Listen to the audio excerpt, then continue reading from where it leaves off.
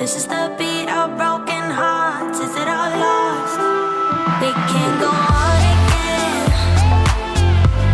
'cause you seem like you want it bad. My head is spinning off the edge, and I'm giving in way too fast, way too fast.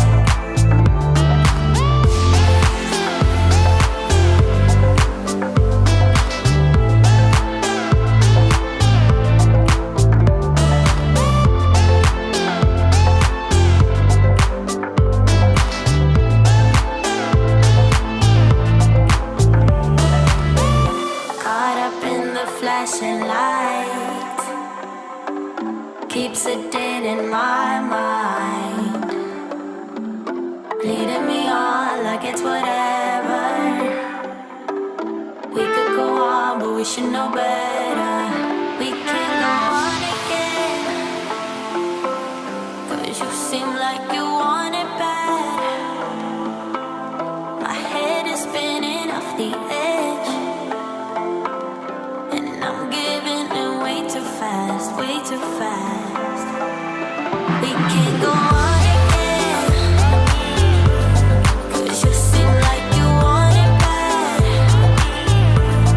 My head is spinning off the edge, and I'm giving in way too fast, way too fast.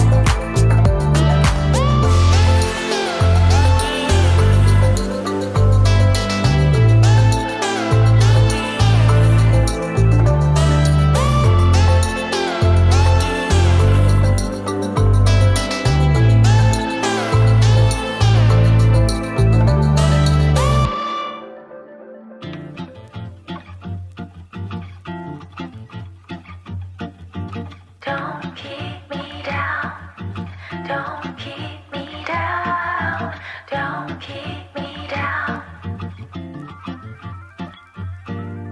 Don't keep me down, don't keep me down, don't keep me down. 무표정 그대로 고정 뭔걸 보면 의미 없는 생각도 감정 들은 more 그대로 유지통해버려 발걸음을 돌려 또한 내 여기 서려 나 빼고 모두가 잘 어울려 벌써 조저녁 술집엔 안 들려 다 괜찮아 보여 행복해 보여 나만 어지러운 건가 봐 바쁘게 지나가 해는 또 지나봐 내 마음의 꽃은 언제 필까 바쁘게 살지만 그냥 좀 쉬다가 신호등 안 온 불이 언제쯤 바뀌니 있는 힘껏 에너지를 쏟아붓고 탈진 할 때쯤 초록 빨간 둘 중에 뭐가 더 넌 기대돼 이젠 그만 따라갈래 거울 속에 나를 바라봐 줄래 마음속에 깊은 곳에 별빛을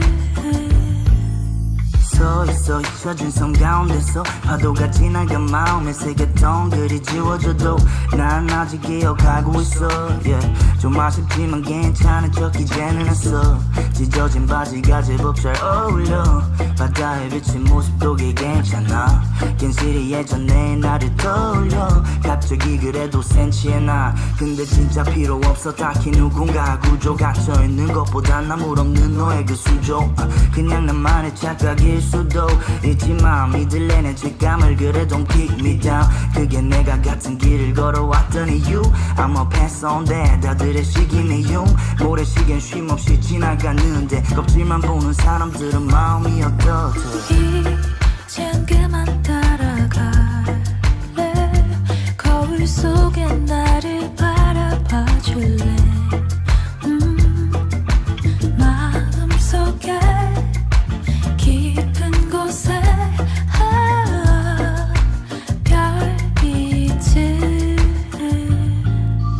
No more sorrow 한걸음씩 돌아갈 거야 마음속에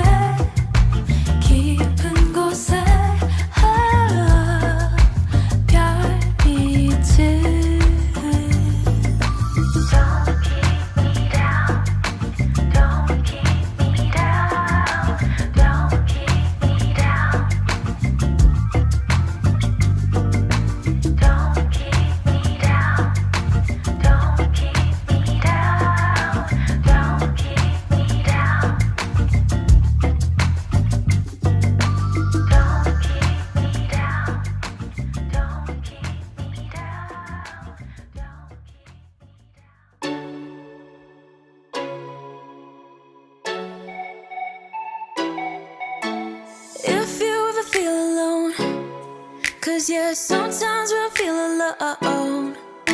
In a second I'll be right there. Turn around, let it rain. Turn around and let it rain on me.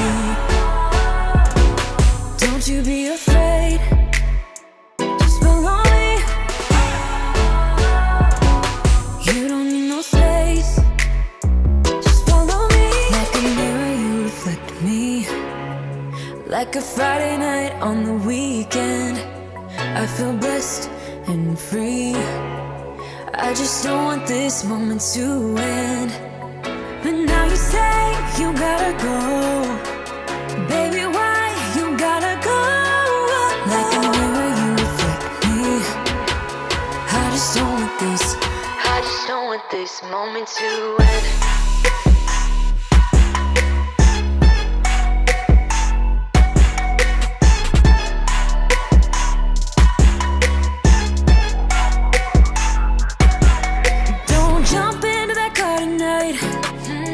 I'm not leaving without a fight.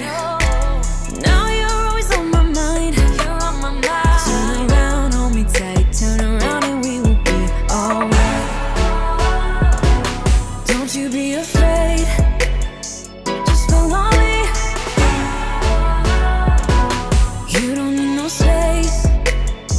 Just follow me. Like a mirror, you reflect me. Like a Friday night on the weekend, I feel blessed and free. I just don't want this moment to end. But now you say you gotta go. Baby, why you gotta go? Like a mirror, you reflect me. I just don't want this. I just don't want this moment to end.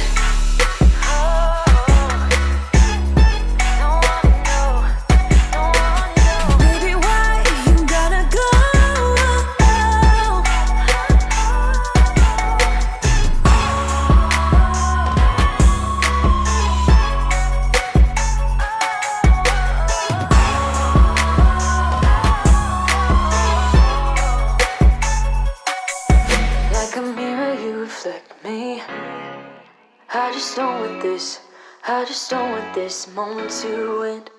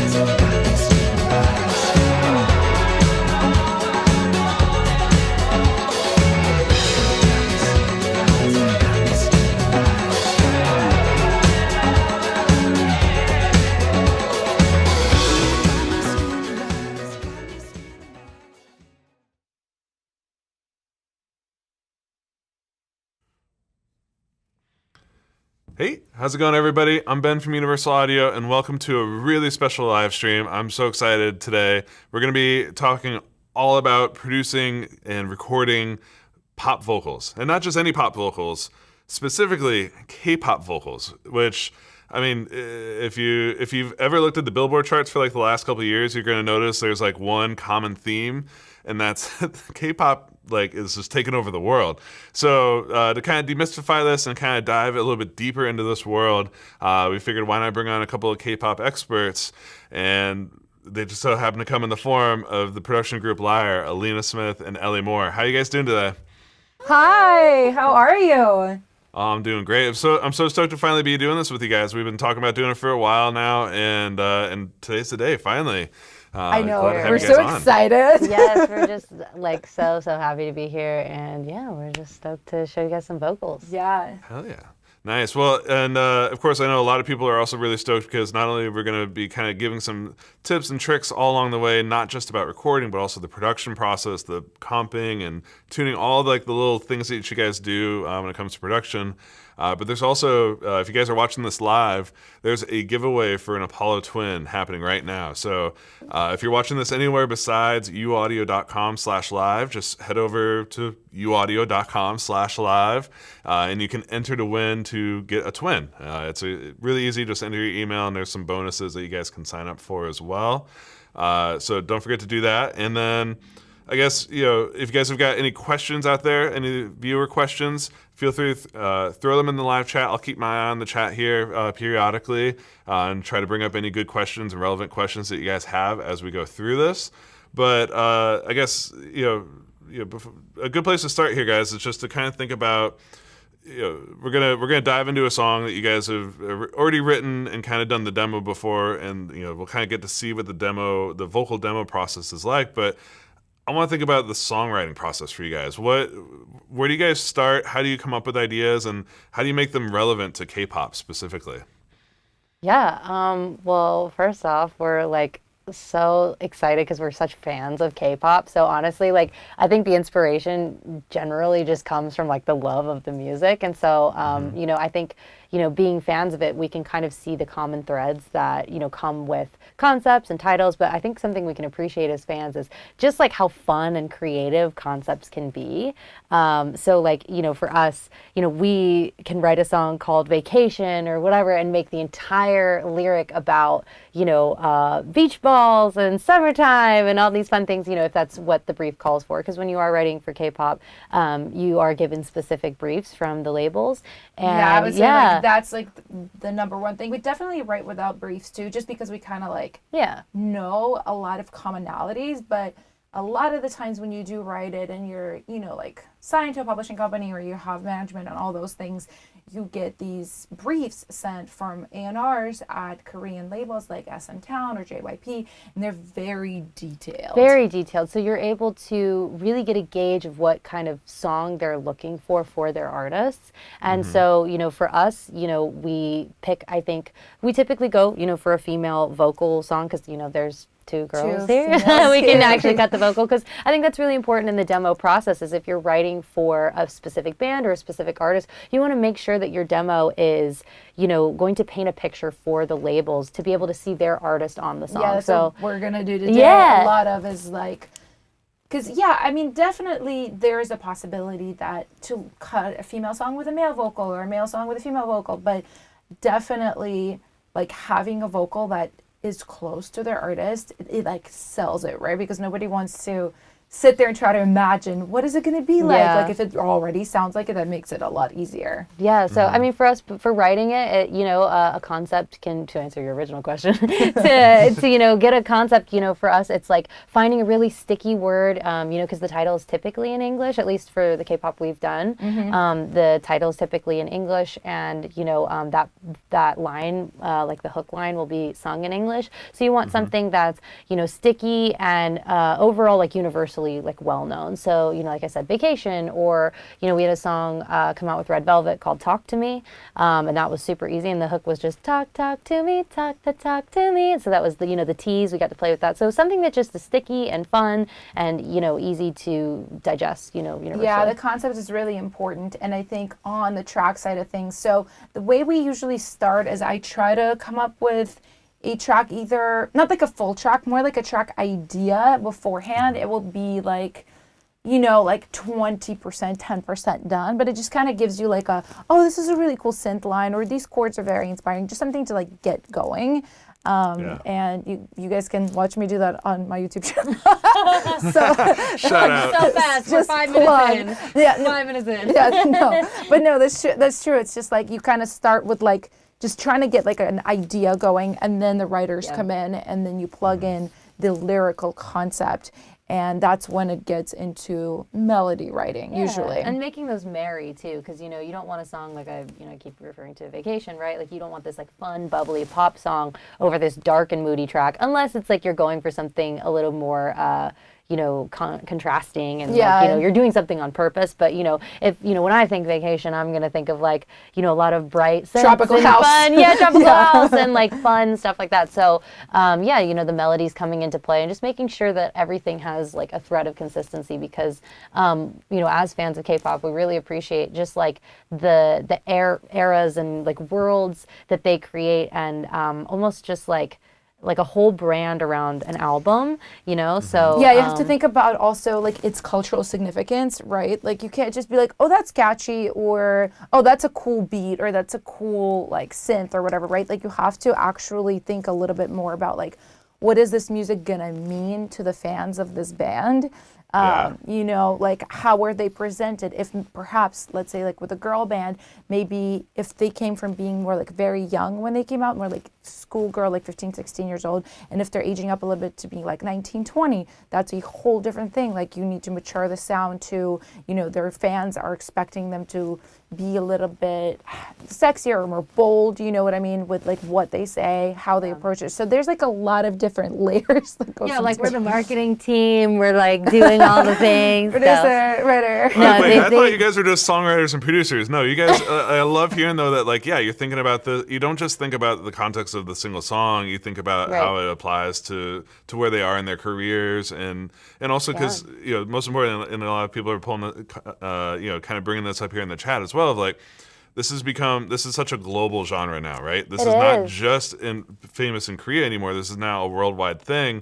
So, do you guys kind of keep that in mind, I guess, with the lyrics in terms of like, you mentioned sometimes the hooks will stay in English, but they'll translate the verses or vice versa. How do you guys approach, knowing that this is going to cross so many borders and even cross languages? Yeah, I mean, I think that like, obviously at the end of the day, our job is to like create fun music that people can connect to. And I think it is such an awesome responsibility to make sure that, when we're in these specific sessions, we're like, okay, what's something, like I said earlier, that's going to be universally understood and, relatable. And, that's what is so beautiful about these groups. Like, through our releases, we've had so many people reach out to us just from so many different like walks of life, just come and be like, hey, this has meant so much to me. Thank you so much for writing for this band. And like also just seeing how like hard the fans ride for them. Like it is so amazing. And we are so honored to be involved in such a process, like such a, unique and special process. So it is very important to us that we make sure that there's a lot of thought and time that goes into, okay, like can everyone relate to this? Can everyone understand this? Can everyone just like find something for them in this song? It's definitely like it's like a specific thing because somebody actually on Instagram this morning asked us, do you guys write in Korean? And I was like, that would be so sick. That'd be so cool. That'd be so sick, but no, like we don't speak Korean, so we have to write it in English, and then if a song gets cut, recorded by an artist, it gets translated by Korean lyricists into Korean or partially translated, right? So we have to kind of think about, for concept is everything, right? We have to even like conceptualize kind of like the music video, like the song we did, Mafia in the Morning, for the band ITZY. Obviously we were thinking like very like aggressive, powerful, badass, like girl crush kind of vibes, right? But also like we can't necessarily do lyrics that are too like metaphoric, for example. Like you can't take like US metaphors and play with them too much because that's not like very global. We do that for like US and like Western markets, but here everything just has to be simple. Like the song we're gonna work on, like you'll hear the lyric is really, really simple. It's just very like, this is what it is. It's got a catchy title, and if and when it gets cut in Korea, they will take it and they will find the parts that they find the most interesting and translate it for their culture too. Well, I will add on top of that, what you'll hear in this song that we're going to do today, there's a line about 2 Chainz in there. And I think something really fun is like that we get to play with creatively is like, every so often, as I'm sure the fans of K-pop know, is like, some of the verses will just have like a line or two that are in English. Like they'll just choose something, like if a word is like sticky and fun. And so like we think about like 2 Chainz and we're like, who doesn't know 2 Chainz? So like we're imagining that would be the line that would like stay in English and could be really cool and fun, just like a fun little moment. We guess, right? Yeah, we guess. No, obviously don't like know. all of this is like it's just like an educated guess, really, because like none of songwriting is knowing anything. No, it's just like guessing game. So for us, past, it's like, yeah, like for the song Talk to Me that you mentioned, like they kept exactly the things that we thought they would keep. And Mafia, no. It was such a They just kept Mafia. And I remember when I sent it to my mom first, she's like, well, I understand Mafia. So, I love that. Yeah, no, exactly. So there's a lot to play with, and you know, like she said, there's a lot of just like calculated guessing, and a lot of times we can be super on or we can be super like, off. okay, I don't know. Like, let's just try something. You Yeah, know? like, and that's the creative and fun part of it, I think. Well, I love too, like, you know, you guys mentioned just how important, like, the hooks are, right? So, like, the instrumental hook, the vocal hook, the melodies, like, end of the day, like, those are the things that it doesn't matter where it comes from, what instrument it is, or what language it's spoken in, like, that's the thing that grabs people's ears. That's the thing that gets them excited, or like it creates a sense of emotion and connection between the artist and the listener. And that, you know, it doesn't matter what type of pop it is. That's kind of the universal thing that everyone's looking for in a song is these things that catch your ear and kind of and draw you into what you're listening to. Absolutely. 100%, yeah, especially for like this type of commercial K-pop, like very like mainstream that we do, because there's different types of K-pop. I don't like want to subgenres. there's a lot of subgenres. There's a lot of like R&B K-pop, like some really cool indie stuff in Korea as well. But yeah, we're just talking about like the mainstream label artists. Yeah, totally. That's especially, you know, for people like myself who are like, as far as I know about K-pop, it's like the stuff that's popped up on the Billboard charts and the stuff that like I've heard, you know, oh, you gotta listen. And like even Mafia in the Morning was literally one of those ones that like someone sent to me one time. They're like, you gotta listen to this one because it becomes it's so cool how it blends genres and like it's not just about, you know, it's not straight pop anymore. It has all these other elements of like, you know, like you mentioned, like electronic music, trap, house, like, you know, and then Very Yeah. experimental. It is like, I honestly, as a producer, that's my favorite thing about it, is just being able to kind of go off, right? Like just really Yep. do like weird stuff. Like there's this one song we did in the last couple of months. It's just mixing like country western and trap. Like It's really fun, and it's like, and you know, when we heard back from, you know, the A&Rs, they were like, this is so weird, we love it. Like, oh my gosh, this is so different. And like that's the creative freedom we get is like, you know, whereas, you know, I think in, like you said, more like Western US pop, it's like, you know, there are specific trends that happen, and, you know, depending on what artist is, you know, really kind of the tastemaker and paving the way at the moment. Yeah, like they really do kind of guide, you know, what pop is doing. And whereas like with K-pop, it's like it's ever evolving, and they like aren't afraid to, you know, the artists and labels like aren't afraid to use references that, you know, are, you know, 10 years old, 2 years old. Like there's no like rules, which is really nice. yeah, exactly. Well, I mean, we could sit here and just geek about K-pop stuff all day, but we're talking to a lot of audio nerds here. So before we dive in and start kind of cutting some vocals, I'd love to kind of learn a little bit about your vocal recording chain. I think I saw you guys have up there. You've got a Neumann U87 today. Yes.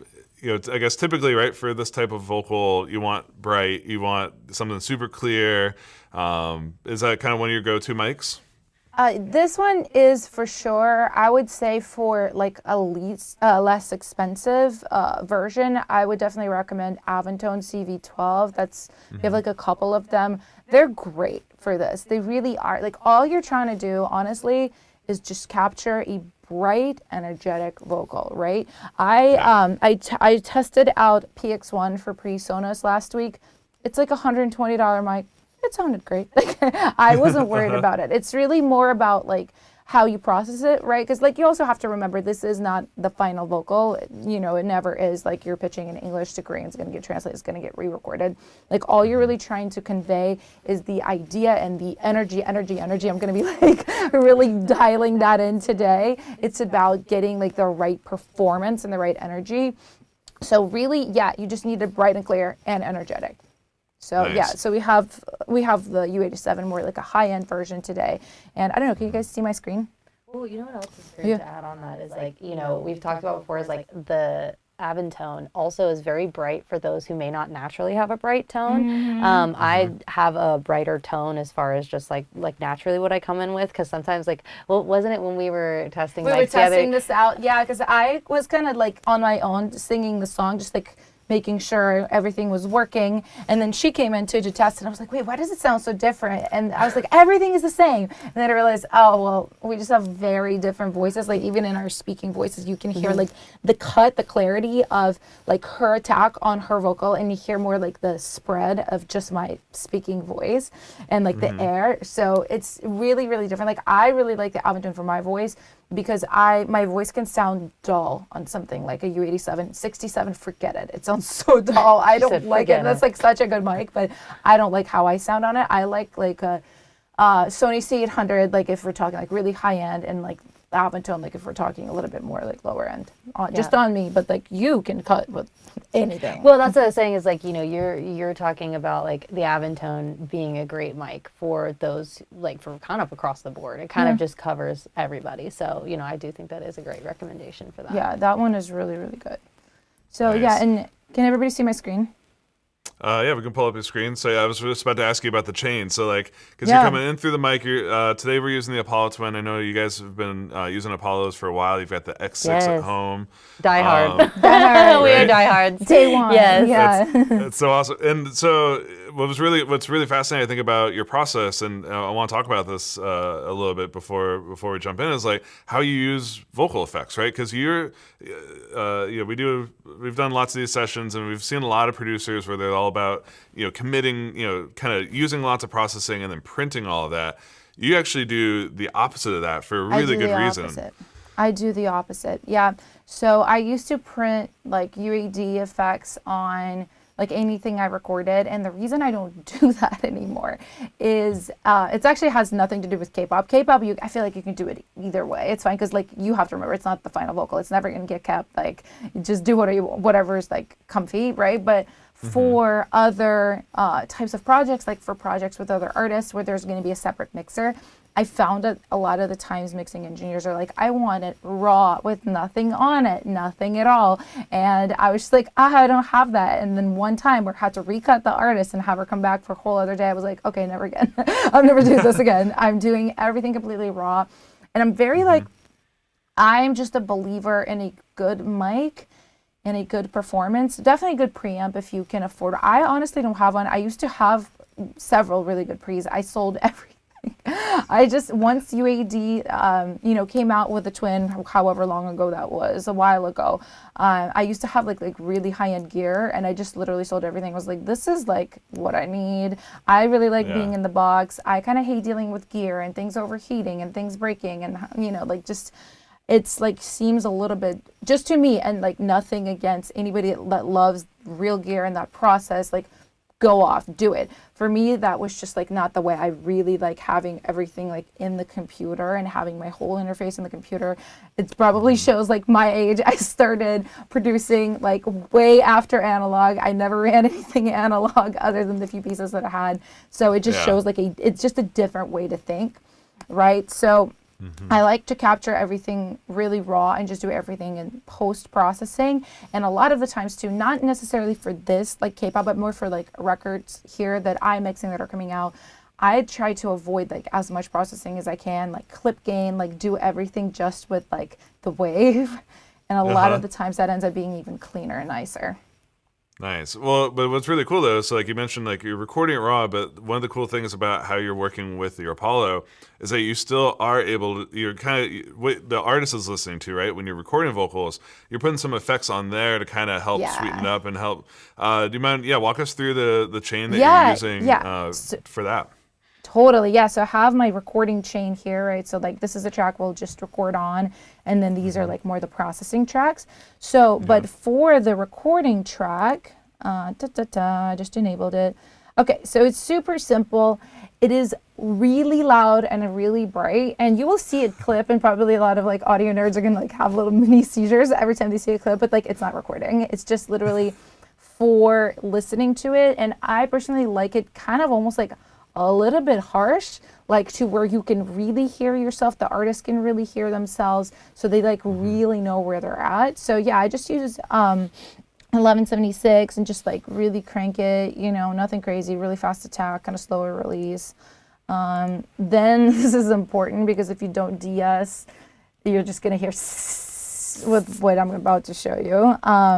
Then I just really like using this pull tech, literally just to grab 8K and just really pull that up, because that's what makes a pop vocal. Like, so many people are like, what's your chain? They think it's like a secret. I'm like, no, you just grab like the higher end of the frequencies, the range, and just pull it up.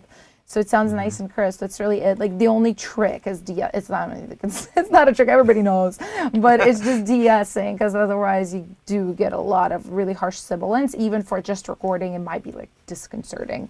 And yeah, this is, I think I just threw this on. I just really like the 773E, even brighter. I mean, this is all to taste, depending on the voice. Like, my own voice is so dull that I could like probably even like crank it more and it would be fine. Her voice is very bright. So like, this is bright enough. And then also basically for processing it, like when I disable record enable, I also will have autotune on it, and this is really important. So I won't have autotune live or anything on her as she sings. We've talked about this before, Ben. Like, you thought it was funny, but everybody these days like records with autotune. I can't do it. Yeah, I literally can't do it. Like I just learned to not do it. Like, no, I never know, it's had so funny. it. Like, you and I are like very new school about like analog like gear. Like, we don't like use it, but this, we're so old school. I can't. I mean, it's totally a preference thing. But anytime I record with anyone that isn't you or the few producers that we work with frequently, I'm reminded that I have to say, oh, hey, can you? No, because I want my vocal completely dry in my ear. Like, I want no verb. Like, some people love it like verbed out. And yeah, you just want. I want it like you just want compression and EQ and no autotune and no verb. Yeah, I no just want to delay. be able to hear like the performance I'm doing, because if I have the tune on, I won't be able to like hear what I'm actually doing, and then I honestly feel like I'm deceiving myself. I'm like, I'm so amazing, like I'm so good, but then if I'm raw in my ear, I'm just like, okay, we gotta fix that. Like, we gotta next round. Yeah. We gotta do that again. I'm the same. Keep it humble. Keep it humble here. No, like, you sing better too, though. Right, when you thank can you. really hear your pitch, you're like mentally processing as you're listening, and you're like, okay, like, I really gotta get sharper, I gotta get flatter here. Like, you're working at the same, like a good vocalist should be doing that, and I'm like that with every artist. I've had people being like, can I have tune? And I was like, no.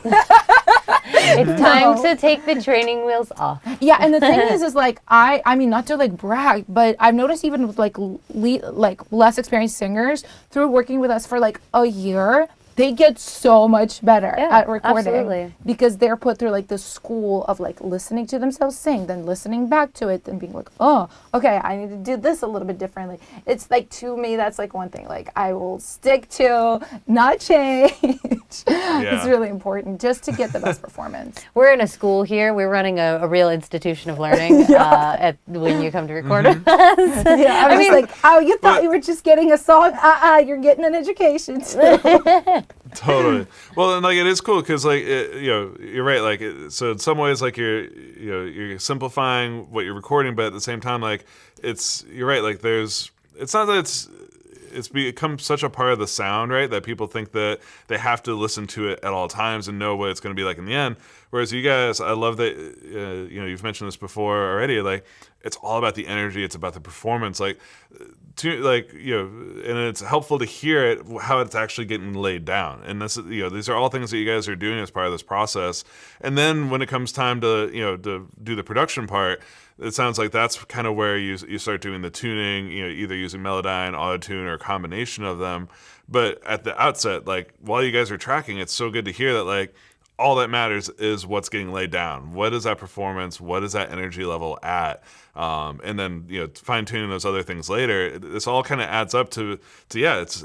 I could see for someone who comes from always hearing themselves through autotune, hearing themselves naturally, they're like, oh, okay, I've got some work to do. What? Like, wait, that's like, what I sound like? Oh, no, yeah. No, yeah, it's actually hilarious. Yeah, people forget, because, like, not to, like, again, toot our own horns, but, like, we're really good at tuning. So a lot of artists are like, You're really good wow. at tuning. Like, I was like, I don't tune. You're so sweet. I still include you. You're so good it's at just tuning. like people, like, forget. Even I will forget. Like, I'll hear myself all the time at tune. I'm like, oh, that's amazing. Oh, my God, no. And then I'll hear myself, Sorry. and it's not like, it's like, oh, this is terrible, but I'm like, ooh, what was that? That's like 30 cents flat. Like, ooh, okay. So.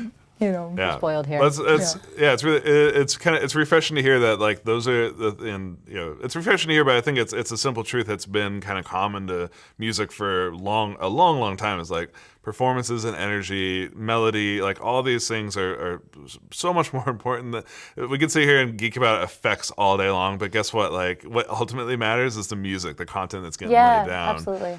Yeah, exactly. And then of course effects matter too, like reverb throws, like really nice, like quarter note delay or whatever, like delay, like all those, they really do matter. Just I don't do them at the onset. And a lot of the times what we do, I mean, I do this in Ableton, but I did this in Luna as well. I've pretty much created a preset with already like kind of favorite verbs, favorite delays, and you can just adjust them. But that's usually what we do with K-pop too, right? Because like I think with records, it's a really different approach. Like I definitely start with a template, but I usually end up tweaking it by the end, like pretty significantly. But with K-pop, I just usually kind of have a preset because it's always her singing or like another friend of ours that's like, similar vibe of a voice. Nothing's too different. I kind of have it already set up and just have it running. And then immediately once we're tuned, like it sounds like it's going to sound. Yeah. That's rad. Well, so yeah, we've talked about the chain. We've got we know your preamp, your chain that you're monitoring through. I guess any other steps between where we're at and hitting record for you guys? I think we are probably good unless you have other If questions. there's any other questions that came in that we can answer, we'd be happy to. No, I think we've hit most of them. People asking where you guys are from. You guys are down in LA, right? Yeah, we're down in LA. Yeah. Nice. and it's always funny seeing in the comments too. There's always a battle between the people who just want to hear and get the education the whole time, and the people who want to hear the music right away. Right. I love hearing this stuff because like to me this is the stuff that like is applicable to all aspects of it. But people are asking for the template now. Oh my gosh, so funny. I will show you guys. I will say, actually, something on the topic of where we live, because this is, the reason we moved here. Yeah. Funny enough, we met and, made our duo in Nashville, Tennessee. And we're there and we're writing K-pop, funny enough, for I think about a year in Nashville. Yeah, about a year. And we started getting cuts, but we got invited to a camp, like a writing camp here for a Korean label. And it was like crazy because they invited us like 5 days beforehand, Wasn't it like 3 days? Like before? 3 It years. was It was very short. better That's remember how than me. those things go. But we were in Nashville. We're like, yeah, we'll come to Malibu. And then, like trying to get there, we were like non-revving and like stuck in Chicago or something like that. And we're like, okay, this is crap. Like we need to like move to LA so we don't ever have this happen again. Like Yeah, it's that's such a like- difficult time getting there. You know? It's definitely like, I know a big commitment to move to LA, but I will say that if you do have dreams of writing for international music, a lot of the reps do have offices here and do visit here often. So, even if you're taking trips, it's just important to have some sort of presence out here at some point if you're wanting Definitely. to full-time do this. And that, that's kind of the commitment we made, and I think it worked out in our favor, and we really love, writing K-pop. Totally. Well, that's actually, before I let you loose to actually start recording here, that has been a question I've seen pop up a couple times here is like how do you get started in writing K-pop? Like how do you get those connections? How do you start getting cuts? Any advice for a good folks who question. are looking to do that? Totally. It's a really great question. So I think the number one answer will be through collaboration. Definitely don't try to do it yourself. And I know how this is very catch-22, right? In the beginning, like, you got to collaborate, but nobody wants to collaborate with you. Like, so how do you do that? Okay, so I think for us, it was us forming this team, right? And neither one of us had, like, that much going on. I had a publishing deal, but it was in Nashville, and it was for country music, so it was really not, like, Conducive to, like, what we were doing. Trying to do. And then, you were, like, 18. You were just starting out. So I think it's definitely, like, finding collaborators that are just talented, even if like you're young, they're young, everybody's young, nobody has any connections. Like that's okay. Like teaming up and like getting your stuff to be of the right quality to pitch. Because that's another thing too, is like I think one of the toughest things just about like music and music industry in general is developing that I don't know what to call it, that like professional listening ear. It's super different than just your like music just fan. personal taste. Yeah, your taste, your music fan ear, like that ear for that's sticky, that's hit like, that works for this, that will not work. Like that can only be done through working, and especially through working with other people and getting their opinions and their feedback and their energy on It's a it. sounding board for sure. And I do think that, like, you know, you're saying with collaborating, it's like reaching out to as many people as you can. Like really just, you know, and you know, luckily, you know, I think the difference between, you know, US pop artists is like, you know, artists have to be in the room most of the time these days to like, you know, get on Get a cut, records. yeah. But with K-pop, it's like really just about having relationships with the A&Rs and or other songwriters who have relationships with A&Rs. So it is in your benefit to just reach out to other songwriters who write K-pop and who are, you know, like doing that all the time and or like are with management that, you know, have K-pop, you know, interests and whatnot. So really just doing your research, like, it's not just writing music here, folks. It is also business. It's also about like, it's about Yep. like strategy too, because like it is really, really hard. Like I've had like the hardest time like getting into music business because I'm like, I'm an immigrant, I'm from Russia. Like it's just like starting from like -100 as opposed to like even 0. But I think it's just one of those things you have to be really strategic and like know what you have. Like my first, it wasn't K-pop, it was J-pop. My first J-pop cut, I think it was like 19 or 20. And I met this producer on Craigslist because this was like 2009 or whatever. And I met him. Be careful on Craigslist, everybody. Yeah, be careful. But like, I just had to throw that out there. I was like, be careful. but you can meet cool people. Like I met this really amazing Japanese producer who was looking for top liners, you know, songwriters, and this is before I was like a producer. So, you know, I had a voice. That's really all I had to offer at that moment, and he needed a girl that could sing in English and could sing well. So I collaborated with him, and that's where my first cut came from. So it's about kind of knowing what you have to offer, right? Like if you're still new at making the tracks, but you're a good songwriter, maybe work with other track people first as a songwriter as you're learning the track making process. So yeah, that's kind of how our team worked. Is we just fill in the blanks for the other, and you know, not necessarily blanks, but you know, it's like more so just like what our strengths are come together to really make this like power duo. 100%. 100%. Yeah, and then I would just say like one more thing for like people that are brand new and like maybe you're like a teenager, early 20s or whatever. There are organizations out there that you can seek mentorship from. Like I am currently a mentor for She Is the Music, which if you're a woman, you should know about this organization. Awesome. They help just all across the board, help women in music, like get started, get going, all these wonderful things. And yeah, this mentorship program that I've been mentoring a young woman specifically in K-pop and writing and producing K-pop.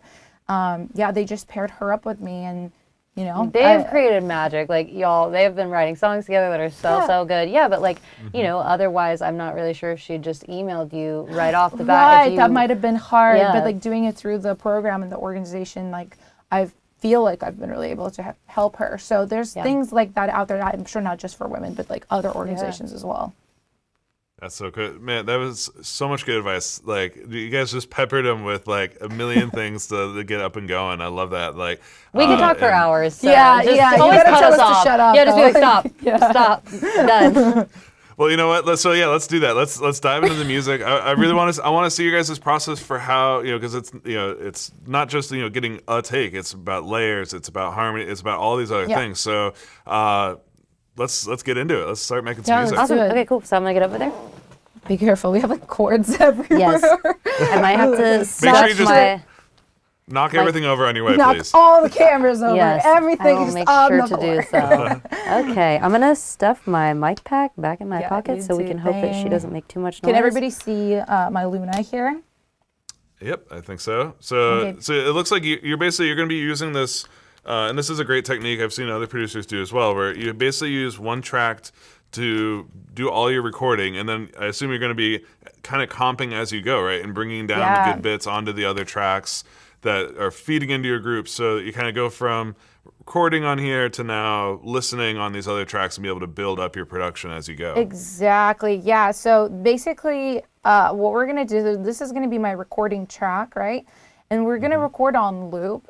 This is really good for singers like it's, you kind of get in the groove, right? When you do the same section of a song over and over and over again, like usually it gets better and better and better. So I will literally just run this loop. Elli is going to sing it several times. I listen, and usually it's like a curve, and then it's like diminishing returns at a certain point.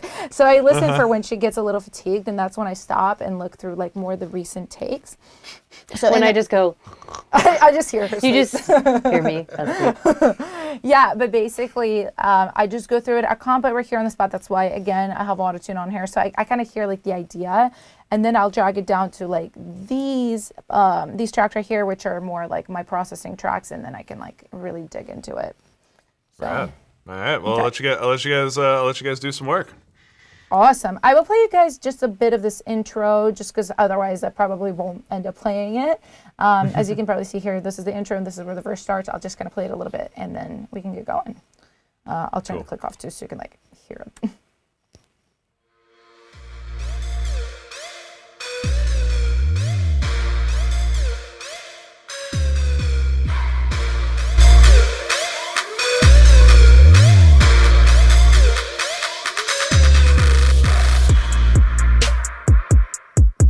All right, yeah, and this is where we get into the verse. So Also, the song is called "Do My Thing." it's called "Do My Thing." It's called "Do My Thing." Yeah, it's a fun. Where it's a kind fun of, one. I don't know if we had talked much about the Mafia in the Morning, but it's kind of in that vein of subgenre girl crush. So it's supposed to be this like, like badass chick anthem. I hope I'm allowed to cuss on this. Yeah, I Absolutely. think girl crush is Okay. it's like literally like not like girl crush in like the US or like English sense of like, oh, I got a girl crush, I'm like liking another girl. It's more about like girls crushing it. I think it's spelled with a K too, girl crush. It's like it's a specific K-pop female subgenre. Yeah, So, but it's very just like, like hard, aggressive, pop. very aggressive. Fun. Like it's got a lot of rap. A lot of the times these bands, they have 5 to 9 to 12 girls in it. It's like a lot of members in the band. So they all do different things. Some are more dancers, some are more rappers, some are more like singers with a wide range. So you kind of and we can like get into this as we do the song. So, but yeah, let's just do verse 1 right here, which is kind of this like just a pop verse, I would say. Okay. And also, yeah, like something she, notices when I'm recording is that, the first few takes I'm warming up, I'm getting Yeah. used to, it. So she's just looping me and, probably won't start hearing the stuff she wants to use until a few takes after. Yeah. So let's just do it. Yeah, I'm on a new wave. Can't tell me nothing. I'm on fly like 2 Chains. Yeah. Baby, I'm so bougie. I'm really something, taking no refunds. I'm on that dumb fun. And I wasn't looping. She sucks. Hey, but that will be the loop. Yeah, that will be the loop. All right, here we go now.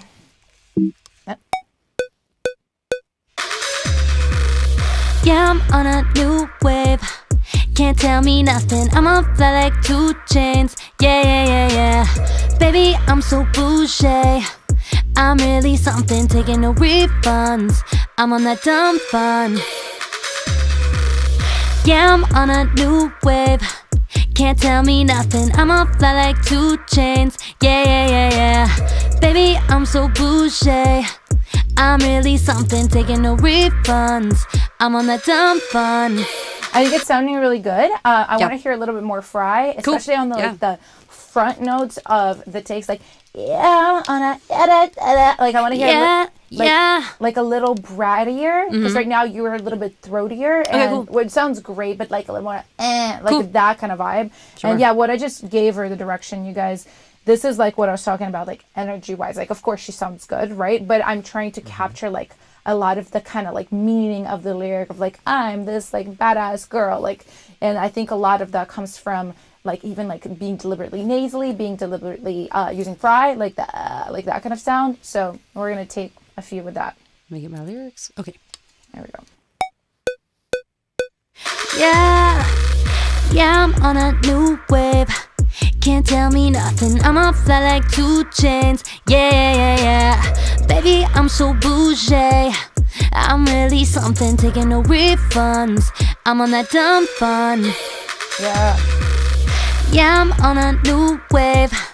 Can't tell me nothing. I'ma fly like 2 chains. Yeah, yeah, yeah, yeah. Baby, I'm so bougie. I'm really something, taking no refunds. I'm on that dumb fun.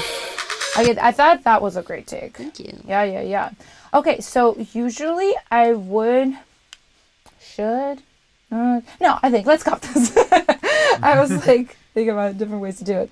But okay, so Ellie, I think you can come and chill for a second. So usually, yeah, a lot of people like they'll kind of record stuff. They'll record stuff like several sections and then they comp. I usually kind of try to do it like section by section. That way I can also hear if she didn't nail something, because a lot of the times like it sounds really good in the room to me, but then I hear it with like everything on it and I'm like, oh, not so much, you know? Yeah, well, in that way, like, you know where you're at, you know where you got to go next. And you also know, like, oh, we might need to do this one more time because we don't have this line yet, right? Exactly, yeah, exactly. So I'm actually going to put this on and I'm going to hear this and see where we're at the moment.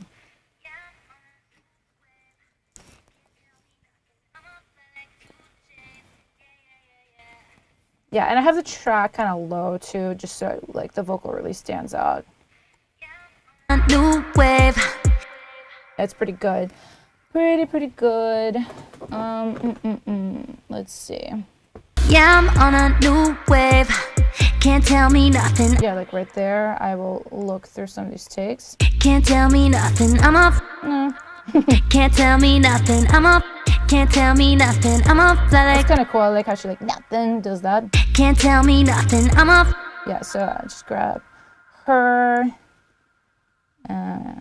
copy paste. You just take the top take and make it like the comp. Yeah, I usually, breaths are cool, but I might do like one of these too, just for Breaths this. are cool. They're cool sometimes, sometimes not, right? They're sometimes cool, sometimes not. A lot of times, yeah. For this kind of music, it's not gonna be like as natural as something that's like a guitar-based song. Yeah, it's not you like know a what I mean? vulnerable like. It's breath. not. It's not a vulnerable song, you guys. It's not. This So- is supposed to be the illusion that I don't breathe. Yeah, she's just like this, like amazing, like badass robot. Nothing. I'm up. Fly like 2 chains. Yeah, yeah, yeah, yeah. Yeah. Nothing. I'm up. Fly like 2. Nothing. I'm up. Fly like 2. Nothing. I'm up. Fly like 2 chains. Yeah. Pretty good. I think I like that. I'm up. Fly like 2. So I'll just do a little quickie comp. I'm up. Fly like 2 chains. I'm up. Fly like Okay. 2 chains. Yeah, yeah, yeah, yeah. Good chromatic. I like that. Baby, I'm so. No. Baby, I'm so. Baby, I'm so. Nope. Baby, I'm so. Nope. Baby, I'm so. Nope. Baby, I'm so. So yeah, see there you go. Baby is a little bit off. Like I could definitely tune it. I think I will tune it, but also I could just be like, hey, let's just grab Baby I'm So Bougie one more time. Baby, I'm so bougie. I feel like there's something funky going on with the reverb. I'm a little like, wait, hold on a second. Oh, I think it's, yeah. Okay, let me just turn all of this off. I actually want to hear this dry. I'm so bougie. That's much better. Okay. It's so much better. Baby, I'm so bougie. I'm really something, taking no. Yeah, let me see right here. I'm really something, taking no refunds. I'm on that dumb fun. That's pretty good. Taking no refunds. I'm on that dumb fun. Actually, yeah, let's really quickly replace this right here. You want me to sing? Yeah. Okay, yeah. Yeah, see, this is why I looked through, because like I just didn't really like how this bit turned out. Baby, I'm so bougie. I'm really something, take. Okay, yeah. Was there any of the some of the other things I had sang that you wanted me to try to redo? No, I actually think, well, let me just check real quick. Yeah, I'm on a new wave. Can't tell me nothing. I'm up fly like 2 chains. Yeah, yeah, yeah, yeah. Yeah, let's drag them down to what they're actually going to sound like to the processing track. One of these, I think, right? Yeah, I'm on a new wave. Can't tell me nothing. I'm up fly like 2 chains. Yeah, yeah, yeah, yeah. So hard for me to hear with like 2 sets of headphones in. I'm trying my best. Yeah, I'm on a new wave. Yeah, let me turn this down a little bit too. It's like a screaming. Yeah, I'm on a new wave. Can't tell me nothing. I'ma fly like 2 chains. Yeah, yeah, yeah, yeah. Yeah, I think we could also replace I'ma Fly Like 2 Chains. Yeah, that was what I was hearing earlier. That was like, Yeah, she's a little bit not quite there. So yeah, I'ma Fly Like 2 Chains. Break on yeah, Yeah. yeah, yeah. And then baby, I'm so bougie. Okay, cool. So break on yeah, yeah. Yeah, perfect. Let's do this kind of vibe right here. Oh. And let's roll on it. I'ma fly. I'ma fly. Here you go. Can't tell me nothing. I'ma fly like 2 chains. Yeah, yeah, yeah, yeah. Baby, I'm so bougie. I'm really something, taking no refunds. Yeah, it's good, it's good, it's good. I'm still a little not on it. It's okay. I'm just gonna turn this down a little bit. Here we go. Yeah. Oh no.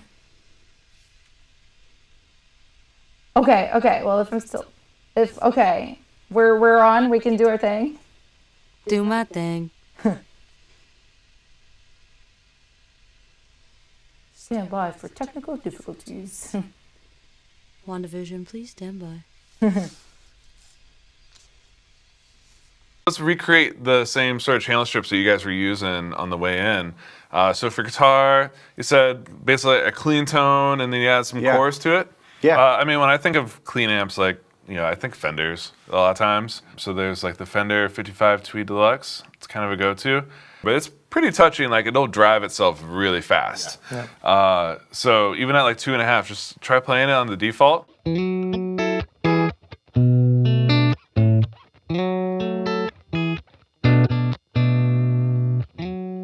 How's that sound to you? Sounds good. I'd probably move my pickup setting a little. I think I like that. A little warmer tone. Yeah, but if I kind of dig a little, And then that's where you hear the crunch, right? Yeah, for sure. So, I mean, dude, all right, well, I can honestly say that's the first time that's ever happened that we've had a track that was so hot that it turned the whole power off in the entire, like, neighborhood. Absolutely, way too good, guys. So after that little brief interruption, so we were working. I think we're just gonna pick up where it left off. And so you guys were doing the lead vocal track, I believe, right? Getting the verses down. So how? Yeah. Yeah, getting the verses down. I will not lie. While the power's off, I did comp a little bit more. I did sneak it in a little bit. But yeah, we still got a little bit of work to do right here. So yeah, this is our comp right now. I'm literally just looking for this one spot right here. Let's hear what this sounds like. Something, taking no risk. That's cool. That's cool. And as you guys can hear, like this comp, this like recording track doesn't have the delay and the verb of this comp track, but that's okay. I kind of prefer to hear it a little bit like drier, because otherwise I might be confused into thinking it's better than it is by just like the pretty effects. So drier is better. And then, yeah, we can kind of hear, I haven't done any manual tuning on it yet. This is just like a little bit of auto-tune, and I'll show you guys like what I have on here. I use auto-tune E-Effects, which is my favorite. I like it better than Pro for just like very like, put it on and it works. I would actually go to like there, maybe like a little bit less retune speed. But, and then if anything is still a little bit like, not as good as it needs to be, I think we can melodyne those parts. Yeah, I'm on a new wave. Can't tell me nothing. I'ma fly like 2 chains. Yeah, yeah, yeah, yeah. Baby, I'm so bougie. I'm really something, taking no refunds. I'm on that dumb fun. The only thing I heard was Taken, though. Yeah. That's the only thing I heard. Like, it's pretty good, honestly. And then one of the things, too, I do is, like, I'll show you guys the chain I have on, but I do like to clip gain a little bit. Like, certain things just pop out in, like, a weird way for me. So I like to do that. I'm not afraid of, like, putting my back into it and, like, just actually doing it. But I do want to take a look at this. I'm really something, taking no refunds. It's the no, too. I'm on that dumb fun. Yeah, and one of the things you can't do, especially on a song like this, which is not supposed to be like super natural, it's like a little bit like can afford to be a little more tuned, a little more like processed. And yeah. Yeah. So we can actually go ahead and here and look at the retune speed, specifically on this auto tune, and just crank it up. Maybe on Take It Now. I think this is where it is. Like, let's go to retune speed 8. I know that's pretty high, and it could sound like a robot, but I won't know until I hear it. Elli something taking a rip. Elli something taking a rip. Yeah, it's really the no. It's the no. Yeah, it's the no. It's a little sharp. Let me just go ahead and do this. Taking a rip. Taking a rip. Now, let's just pop it into Melodyne now. So, here we go. Clips. And you guys have to bear with me because Luna I just learned it in the last month or so for this stream. I think it's an amazing DAW, but I am still learning, still a student of this DAW. Definitely. I know Ben knows I was like, a no, whole but no lot more joke. than You're getting comments in the chat here. People being like, "Damn, she got good with Luna real fast." Like people are noticing that you picked it up instantly. Alina, Thank you. Alina can learn anything really. That's like one of her like skills. Is she so can cute. no, it really is like honestly just like she also is a big fan of The Sims. So if they were like a makeup of like her personality, like fast learner would be definitely one of her top skills. Yeah, and Sims, like Sims is another personality trait. Yeah, like Sims. Likes Harry Potter, likes Star Wars. So I think we can just go with quintessential nerd. Nerd. Yeah. Very much so. Okay, I absolutely love Melodyne. It's like my favorite plugin literally in the world. So I'm just going to capture this really, really quickly and just tune in. You guys will see how easy it is if you don't already do this. Oh. I'm on that dumb fun. As you guys can tell, Ellie is a really good singer naturally. There's not like a whole lot to fix, but I do think for this type of music, everything has to be like perfect, right? Like I said, it's not like an acoustic, like, it can afford like to have some variation. It really can be like pretty freaking tuned. You can like double tap it for it to go down to the note. And just kind of, fix the curves. Well, it's cool too because what I hope people are noticing too is like you're going Melodyne into auto tune on this too. So like this is it's kind of the 1-2 punch. So you don't have to do quite as much heavy lifting in Melodyne because auto tune's also helping you out. 100%, and I always do this. There's like very few types of songs I will use no autotune for. I just was tuning one yesterday. It was pretty much Broadway, and that's the reason I didn't use any autotune. Like literally almost everything else, I do like I like the 1-2 punch. That's cool. I'm gonna use that. I use the combination of both. I'm really something taking a rip. But then, yeah. Sometimes it's interesting too because of the curves. Like you will look at it and it seems to be on the note, but it's really not. So you have to kind of use your ears more than just looking at the, this right here, like the value, the pitch value. Sometimes it can be deceiving. I'm really something taking a rip runs. I'm on that dumb fun. Yeah. So I'll just do this real quick here. Let's see. I feel like I'm at the doctor right now. I feel like very vulnerable in the way of like just being like, that thing you just did. We're gonna just like can we perform operation. Can we appreciate how brave Oh no. and badass Ellie is for like doing this? Because I think a lot of artists like would be very insecure about being tuned on live TV. Basically. No, I have no shame in it. I mean, it's like, it's definitely how the sausage is made, and that's why we're here, is to show you guys how we create, the Lyre magic. So yeah, I think this actually sounds good already. Taking no rip runs. I'm on that dumb fun. Yeah. I think it's good. It's good. Okay, so then we've got this. I think before we move on, let's lay in some dubs. So what we do, obviously, every song is different. There is not like a formula. Like we just listen to basically like the song and what is there. I think for this we can do punch-ins of little doubles and then also octaves. Sure. Just tell me what you want. Usually we decide this together, but I'm being very bossy right now. No, it's good. Boss me around. That's what I'm literally needing you for. So I'm thinking, okay, let's just hear this go. Yeah, I'm on a new wave. Can't tell me nothing. I'm a fly like 2 chains. Yeah. Okay, can't tell me Baby, nothing. I'm so bougie. I'm really something. Yeah, let's do Can't Tell Me Nothing. Yeah. And I'm really something. And let's just start with the doubles for the moment. Can't tell me nothing. Yeah. Can't tell me nothing. So, and what I'm going to do too is I'm going to mute this track. I'm going to put on the click. And a lot of the times with singers, this really, really helps because you can hear just the vocal and you're really matching it. And that's the whole point of this. I would maybe do them a little bit airier than your lead so it creates a different texture, which is a good tip, you guys, as well. Just so, I mean, it's great to do them perfectly the same texture because then it just thickens it. But if you do a slightly different texture, like an airier or like a whinier, it just makes it sound like there's more people singing. So for a group, this sounds like it's for a group, not for a solo artist, I think that's a good trick. Yeah, and then like she was saying, she's gonna put on just the click track and my vocals so that I can try and match as best I can the vocal to my doubles or doubles to my vocals. Yes, and let me just. And that's also just a personal preference. Some people are perfectly fine, but I like to just be able to really nail it. You can really hear it. Okay, well, we're good. Let's do it. Cool. Yeah, I'm on a new wave. Can't tell me nothing. I'm up there like 2 Chainz. Yeah. Baby, I'm so bougie. I'm really something. Yeah, I'm on a new wave. Can't tell me nothing. I'm up there like 2 Chainz. Yeah. Baby, I'm so bougie. I'm really something. Maybe one more.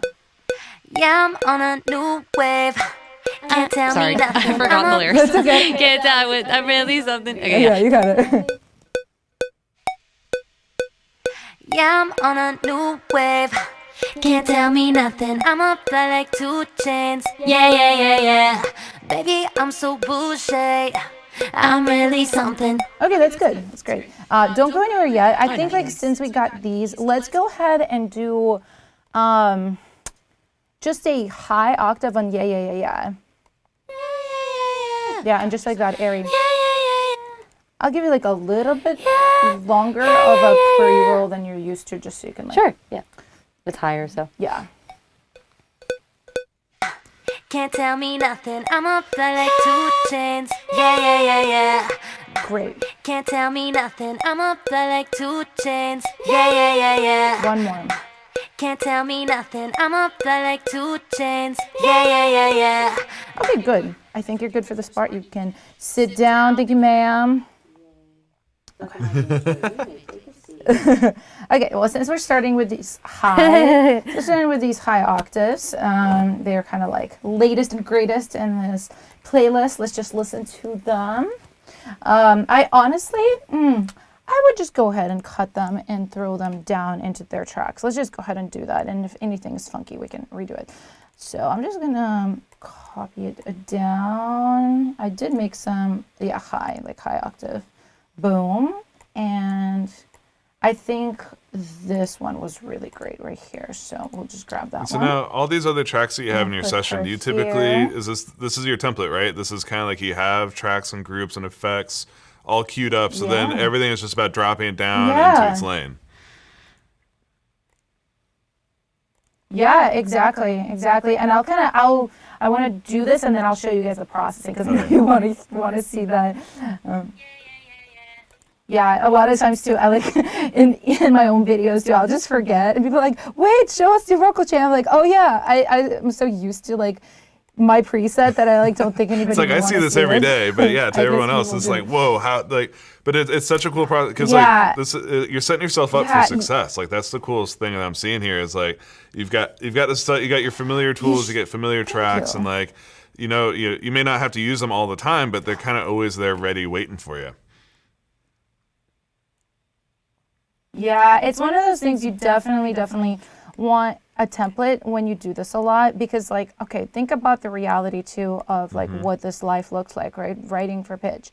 We're doing this all the time. I think in the last 2 months we wrote like 25 songs for pitch, right? So, it's really hard to do this like fresh, brand new session, nothing on it every single time because you have to, you're doing a lot of fresh and new production stuff and every single thing. So if you can avoid some of the things that you know you're gonna do anyway, like just set them up, bring them in, and then you're getting shouted out in the comments here, being like how effective and efficient you are, and like just you can tell that you guys, this is what you do all day, every day, right?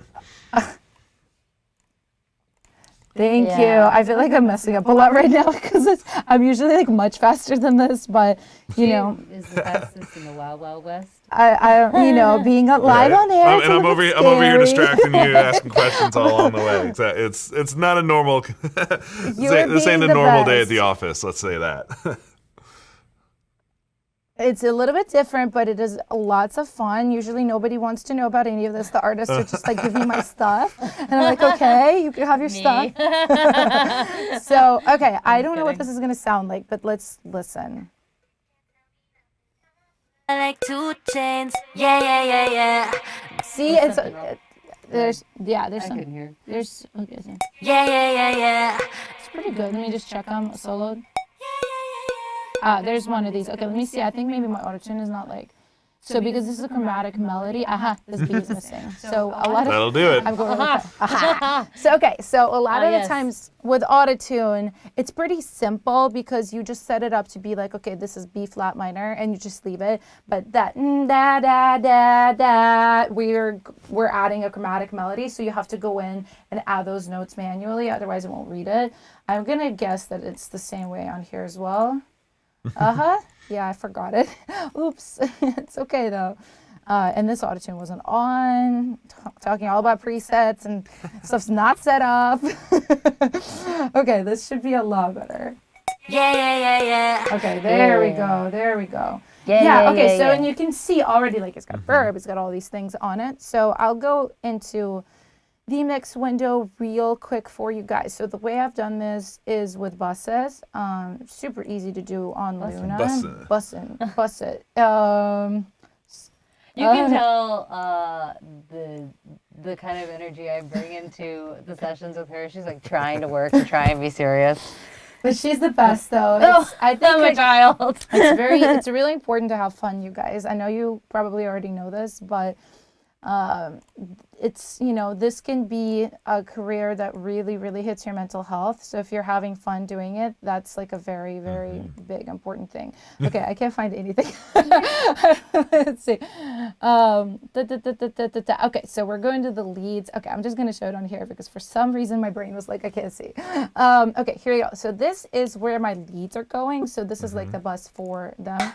Can't tell me nothing. I'm a Try without the beat, without the delay and the verb yet. So basically, I will explain like exactly what I'm doing here. So I first of all grab like a mid frequency. In Elli's voice, I know it's 800. So, and like I would listen to another person, but for her, I just record her like all the time. So I already know that that's what I like. So I basically just like pull that up a little bit. I already kind of get rid of some of the lower mids because that's like the muddiness. And sometimes it's really nice for like a warmer vocal, but. And so that is that 800, is that the 800 that you're pulling up there? Is that just to kind of like bring a little more presence or bring a little bit, what are you trying to bring out with that boost? Yeah, just kind of more presence of her voice because I know I'm about to go and really turn up that top end, right? So what can happen is just like, yeah, so it's definitely something that helps a lot with a brighter singer like that. But I do this with everybody. I just find a mid frequency that I like in their voice. It's not a science that's exact. You just have to listen to the voice, maybe like try a few things out. But it's usually from 800 to 1200.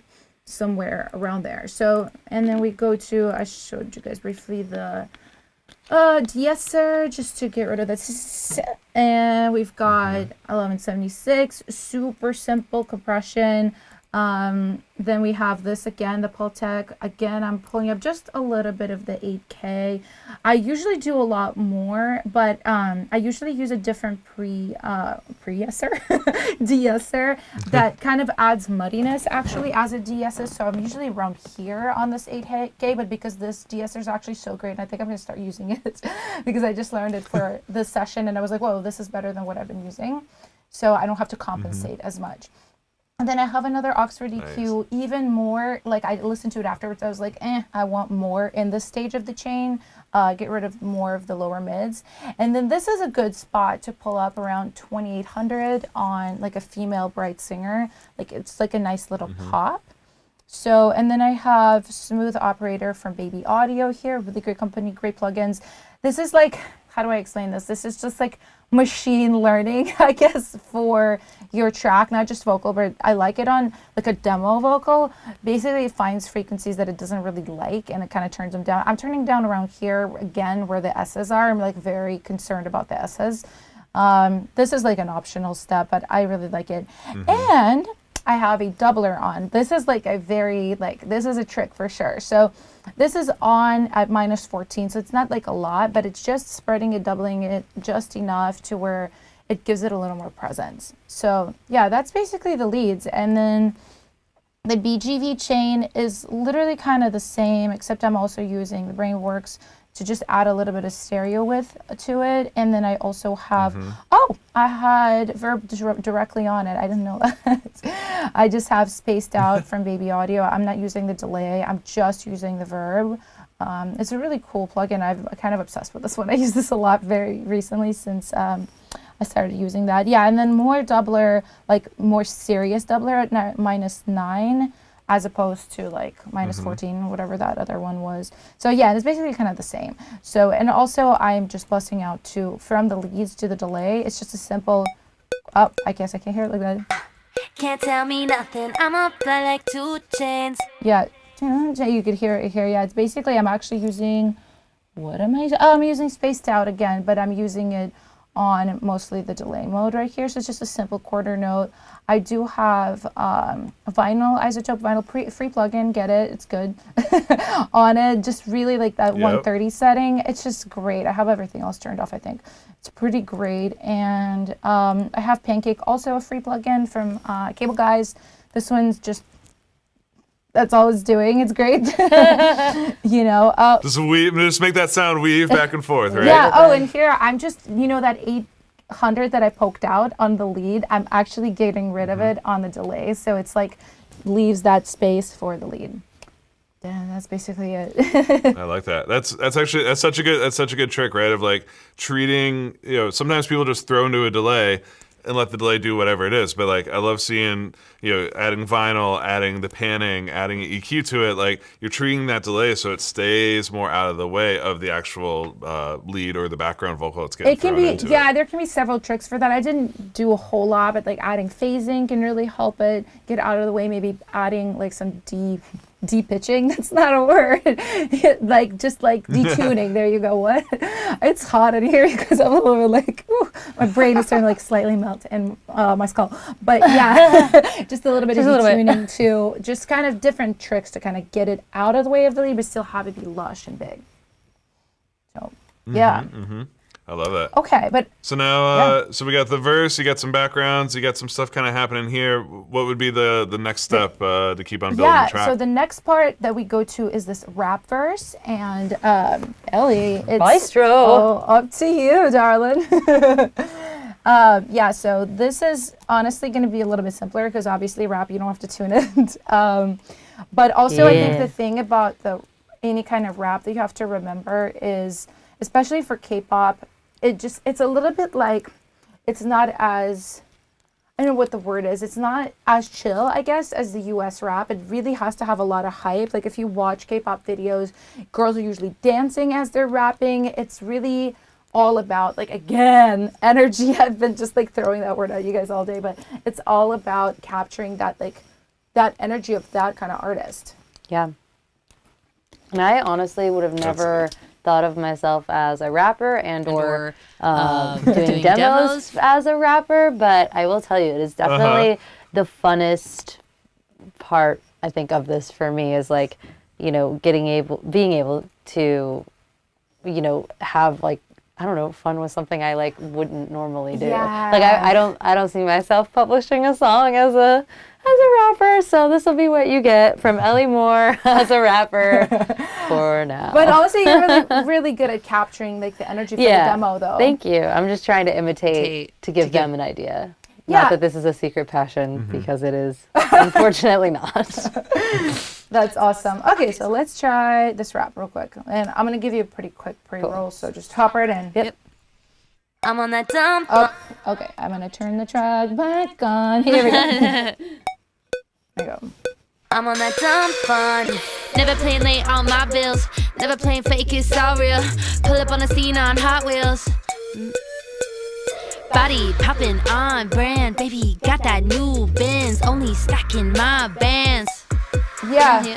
No, that's good. I'm glad that, yeah, there's a couple of punch-ins right here of like singing vocals, but you agree that you skip them. I think it would be better. Yeah, if that we would did have them been separately. mouthful. Yeah. They're kind of more backgrounds. Because, like, in this part, you know, you'd have the one, you know, girl who raps, do the rap parts, and then you'd have the other girls. And I think that that's, like, nice to note on the songwriting portion is we're adding moments where the other girls can be included. Because there's a yeah, which they can then come in and, like, be a part of. So it's, you know, all the girls are getting different moments to shine. Yeah, and that's super important to think about too. Is like If you're doing girl group stuff. if you're doing girl groups, like every girl has to have their moment to shine. They don't leave anybody out. It isn't like, you know, the back in the day, like Pussycat Dolls, where like everybody knows Nicole and like the other girls just more like dance and sing back up. Like they give every girl like her moment. So it's like really important. Yeah, to especially think if you're about structurally writing it. that. Yeah. Okay, let's do a couple more for this. I'm on that dumb fun. Never paying late on my bills. Never paying flake, it's all real. Pull up on the scene on Hot Wheels. Body popping on brand. Baby, got that new Benz. Only stacking my bands. I'm on that dumb fun. Never paying late on my bills. Never playing fake, it's all real. Pull up on the scene on Hot Wheels. Body popping on brand. Baby, got that new Benz. Only stacking my bands. Yeah, that's great. I love like. I don't feel like I'm calling you out because I think this is a positive thing. Like I love like what you do with your mouth. You kind of get like that. Like you're very like you capture the energy though, and I think that's important too for performers. Like if you are cutting these demos, like it's important to like know your mouth movements, your face shapes to like get these sounds. Because I coach singers on this all the time. Like if I want them to sound brighter or if I want them to like grab the note better, I'm always like scrunch up your nose, like get at it, like bite into it like an apple. Yeah. So she was just like doing it. I was like, I hope it's not like weird. No, I think it's fun. I try to channel, like I said, not a passion, but if it were, I just try to channel what I would probably do for fun. Amazing. Okay, you hang there for just a second Cool, because this will not take me long to Yeah. edit, and then I think we can do the punch-ins. Cool. I think these were all really good. I think the last two were better, and I just want to go through real quick. Okay. Never paying late on my Here. No snapping. Never paying late on my bills. Never playing fake, it's all real. Pull up on the scene on Hot Wheels. Like that sounds great to me. Like, That was the last take, right? Yeah. Because I was saying I fumbled. a little bit on the lyrics. Yeah, like it's okay. Like it was really all really good. Body popping on brand. Baby, got that new Benz. Only stacking my bands. I think it's great. I would maybe just like slightly delay my bends. I know a lot of rappers these days are like rapping ahead of the beat, and I'm one of those old school people. I'm like, no, it has to be in the pocket behind the beat. So yeah, that's where this comes from. Stacking my bands. Student cool. of her. Yeah. So Okay, this is great. I'm just gonna drag this down. you can assume if Alina likes stuff done a certain way, I'm gonna do it that way. We're very like monkey see, monkey do. Whatever Yeah, she super. does, I'm like, oh, that's cool. I'm gonna do that. Very heavily influenced by each other. So I'm gonna drop these real quick, and then yeah, let's do the punch-ins real quick. Yeah, yeah. Yeah, I'm gonna assume that that's gonna be all panned left and Yeah, I right. So figured, let's do 4. Sure. Obviously do more if Yeah. some of them are Yeah. cool. Pull up on the scene on Hot Wheels. Yeah.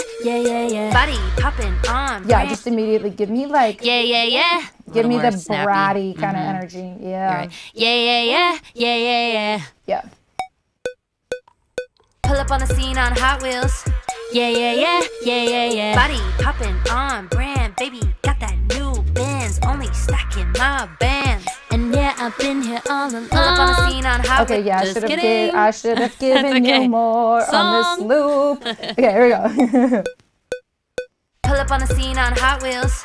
Yeah, yeah, yeah, yeah, yeah, yeah. Body popping on brand, baby, got that new Benz, only stacking my bands. And yeah, I've been here all along. Good. Pull up on the scene on Hot Wheels. Yeah, that would help if I sang, wouldn't it? That would be smart. Is okay. I just feels like I'm in my own world. Pull up on the scene on Hot Wheels. Yeah, yeah, yeah, yeah, yeah, yeah. Body popping on brand, baby, got that new Benz, only stacking my bands. And yeah, I've been here all along. Pull That up one on was actually really good. Let's just do the yeah, yeah, yeah on loop real quick. I'm gonna give you some. I'll also like, because I know there's this next part coming, I'll make sure to keep my long short so that. No, I think I got your long is good. I think Okay. let's just do a couple more yeah, yeah, yeahs. I Gotcha, like this last gotcha. one. You're good. Yeah.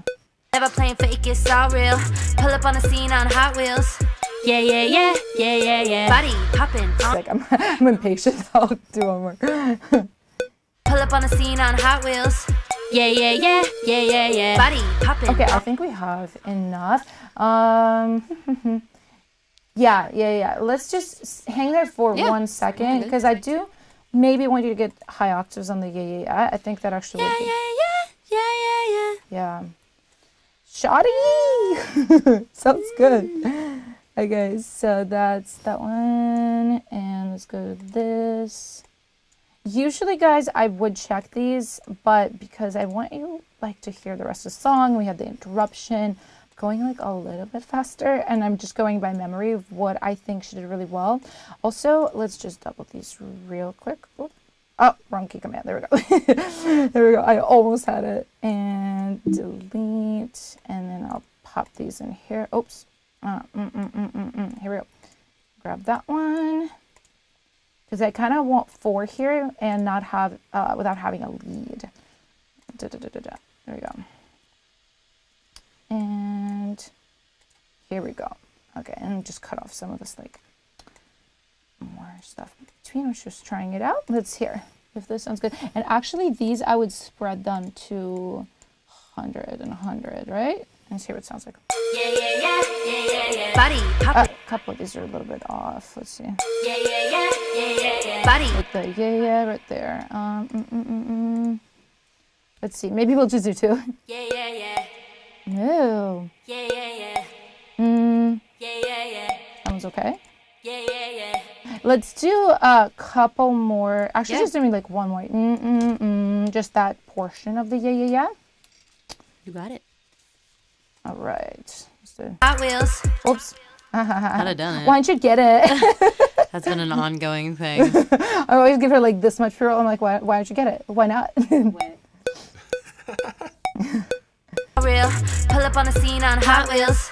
Yeah, yeah, yeah, yeah, yeah, yeah. Body pop. See, that sounds good in the room. It's very like tough sometimes with these kind of hard vocals. Let me see. Yeah, yeah, yeah. Body. Yeah, yeah, yeah. Body. Yeah, it seems a little bit. Yeah, yeah, yeah. Not bad. Yeah, yeah, yeah. Yeah, right here. Let's just do one more. I think this and this is a good trick, you guys. Focusing on tiny sections like this, if something's tough to get, is the move. Yeah, yeah, yeah. Yeah, yeah, I'm yeah. sorry. That's okay. If you heard me, I was like, what? You were about to get it. Pull up on the scene on Hot Wheels. Yeah, yeah, yeah, yeah, yeah, yeah. Body popping. One more. Pull up on the scene on Hot Wheels. Yeah, yeah, yeah, yeah, yeah, yeah. Body pop. Yeah, I think that will work. Let's pop her in. Come on. Let's do. Yeah, yeah, yeah. Body. Okay, not bad. And not bad. Since we're right here, let's grab the high octaves real quick. Let's do them one by one. Yeah, yeah, yeah, yeah, yeah, yeah. Yeah. that? Yeah. Real. Pull up on the scene on Hot Wheels. Yeah, yeah, yeah, yeah, yeah, yeah. Body pop. There's something weird happened. Let's try again. Real. Pull up on the scene on Hot Wheels. Yeah, yeah, yeah, yeah, yeah, yeah. Body pop. good. Very that close. note. Yeah, you got it. Real. Pull up on the scene on Hot Wheels. Yeah, yeah, yeah, yeah, yeah, yeah. Body popping. One more. Yeah. On the scene on Hot Wheels. Body. That was a good one. I like that. Yeah, see, you guys, this is like pretty meticulous, and we're going like lightning fast right now too, for how usually we would go. Body. Now let's pull up these a little bit volume-wise. Yeah, they're not grouped. That's okay. I can do manual. Pull up on the scene on Hot Wheels. Body. Yeah, just a little touch of it. Let's do one more. Cool. Just because we don't want to leave it lopsided. It's all real. Pull up on the scene on Hot Wheels. Body. Yeah, you're almost there. Pull up on the scene on Hot Wheels. Body. Good. Really, really good. Really good. And then we grab and we paste. Bam. You know what? I might just clip gain these two because I kind of liked this volume close to this volume on the other highs, but now it seems like a little bit too soft. So let's just go up a little bit and see how she does. Yeah. Body.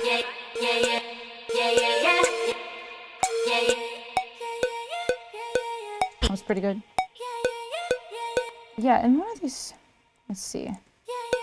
Yeah, this is a little bit off for sure. I want to see if I can fix it with just retune speed. I might not be able to. Let's see. Yeah, so this is a bit sharp. I want to see this.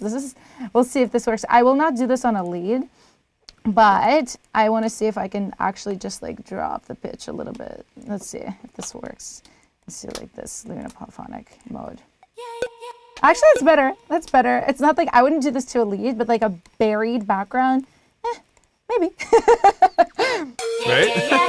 It's just a background, you know. It's just a background, yeah. Especially for a demo. Yeah. For a demo, yeah. We're definitely like, we're more meticulous than like the show, because this is a show, but like still I would say for demos, you want to be conscious of your investment of time versus what you're getting out, because you never know if a demo is going to be cut, right? So you want to just do things efficiently if you can. Yeah. So... How often do you guys end up with demo vocals making it into a final production? Oh, All a the time. lot. All the time. I have a single coming out, hopefully in the fall sometime, and the literal demo vocal is the vocal, and like, I don't know. If, there's like air conditioning. There's like on. air conditioning in it, right? Because sometimes like I'm kind of like a lazy producer when it comes to demos. I will admit, like I'll be like, it's fine, it's hot. Like I don't want to turn the air off, so there will be like an air because noise. we're like, that's not going to be the final. We're vocal. like, there's no way. There's no way this will be the final vocal. There's no way, and then I'm like isotope denoise, like 5 instances of it. So I mean, you never know. Yeah. So there's definitely, the chance of that, and especially like, in certain K-pop songs, some of my vocals from the demo have been featured in, I think in Talk to Me, the sample, because it kind of has this like reversed sample. Actually, no, they re-sang that. I know. I feel like I'm layered in there. You're though. not. I think I don't. Yeah, it's definitely not me, but I know that like the tone, I'm like, either they just sang it exactly like me, or I am layered in there the tiniest bit. Yeah, they definitely will. Like if you do the background vocals well, they're like, oh yeah, can we layer those in? It is, it is possible. And yeah, I've been here all along. Someone else, but this is really good. They'll definitely layer you in there. But on your records, it's fine to use the demo vocal. Apparently, I'm like, it's so. I mean, when you capture magic, I guess that's just kind of. That's the thing is like I've had a lot of artists that are like, oh, we'll totally redo this demo vocal, but then like they come in and they technically sing cleaner, but it's not the magic's not like there. The magic's out there. It's not as like emotional as, because when you first write a song, right, and you're recording it, like the day you're writing, like as you're writing it, you are really feeling the emotion. Like that's when you're writing it and feeling it. Then like 3 months later, you're maybe already like you've moved on from that breakup or whatever the song's about. So it's definitely something to consider. Mm-hmm. Very true. For sure. Yeah, the emotional like attachment to it as well. Mm-hmm. And yeah, I've been here all along. I think that sounds great. Sorry, my mic. Okay. I mean, we are through the verse. Who wants to do the pre-chorus? Me. Hell yeah. Any questions so far? I feel like I just went into like YouTube mode where I'm like, and now I'm doing this, and like not considering. Like, does anybody want to know anything? Did I not show anything? I think you've been doing such a good job of showing people all the little bits and pieces, and most importantly, the coolest thing that everyone's picking up on, myself included, is like seeing the level, your guys' process, the efficiency, but also the care and the detail, right? You're tuning things by little bits and pieces, but like each one of these little things matter, and it's not just about, hey, let's just do a rough take and move on. It's really cool getting to see how you guys dial down into the process here. Yeah. So yeah, I'm trying to look here. There's some, a question. It's slightly related, but kind of Nate's wondering about your guys' like daily schedule and writing. Like, how do you? Oh, thank you you guys for have a lot of asking. structure to your day? That's a good question actually. Booked and busy, babe. Booked and busy. No, we're very fortunate that we do have I think obviously since COVID happened, we all like as writers we're trying to figure out how to best collaborate, but I know you guys with this live stream as well, like everyone kind of had to adapt and figure out like how to function in a creative industry where a lot of our work was in person and all in like the room and how it felt. But I am so grateful to Zoom. I think it really has helped us out so much to be able to work with collaborators. Your single that's gonna come out, hopefully we wrote it on Zoom with our collaborators. We wrote all of like my upcoming music on Zoom, which is like really exciting and very like fortunate that we were able to still continue to work. So, I feel like now as things are, opening back up and, people are, getting together now more, it's become one of those things where we have been in the busiest season of our life. Like even before COVID even happened, like we're just exhausted. I don't know. I've yawned a few times in here, I'm sure. I'm sure you can see. I mean, we are just like going. But I mean, like our daily schedules typically look like about 3 to 4 days a week we're writing, and then one of those other days doing like admin and because like I mentioned before, it is a business. Also getting to do the creative is so fun, but it's so hard to do the creative if you're not managing A, your relationships, and B, like your schedule. So if we're not running all of our business-esque type things, then we don't have sessions. Exactly. Then there would be no sessions to be had. Yeah, because we're actually self-managed. We do everything ourselves, and even that's a little bit unusual. I think most we're people, nuts. like we're weird. Yeah.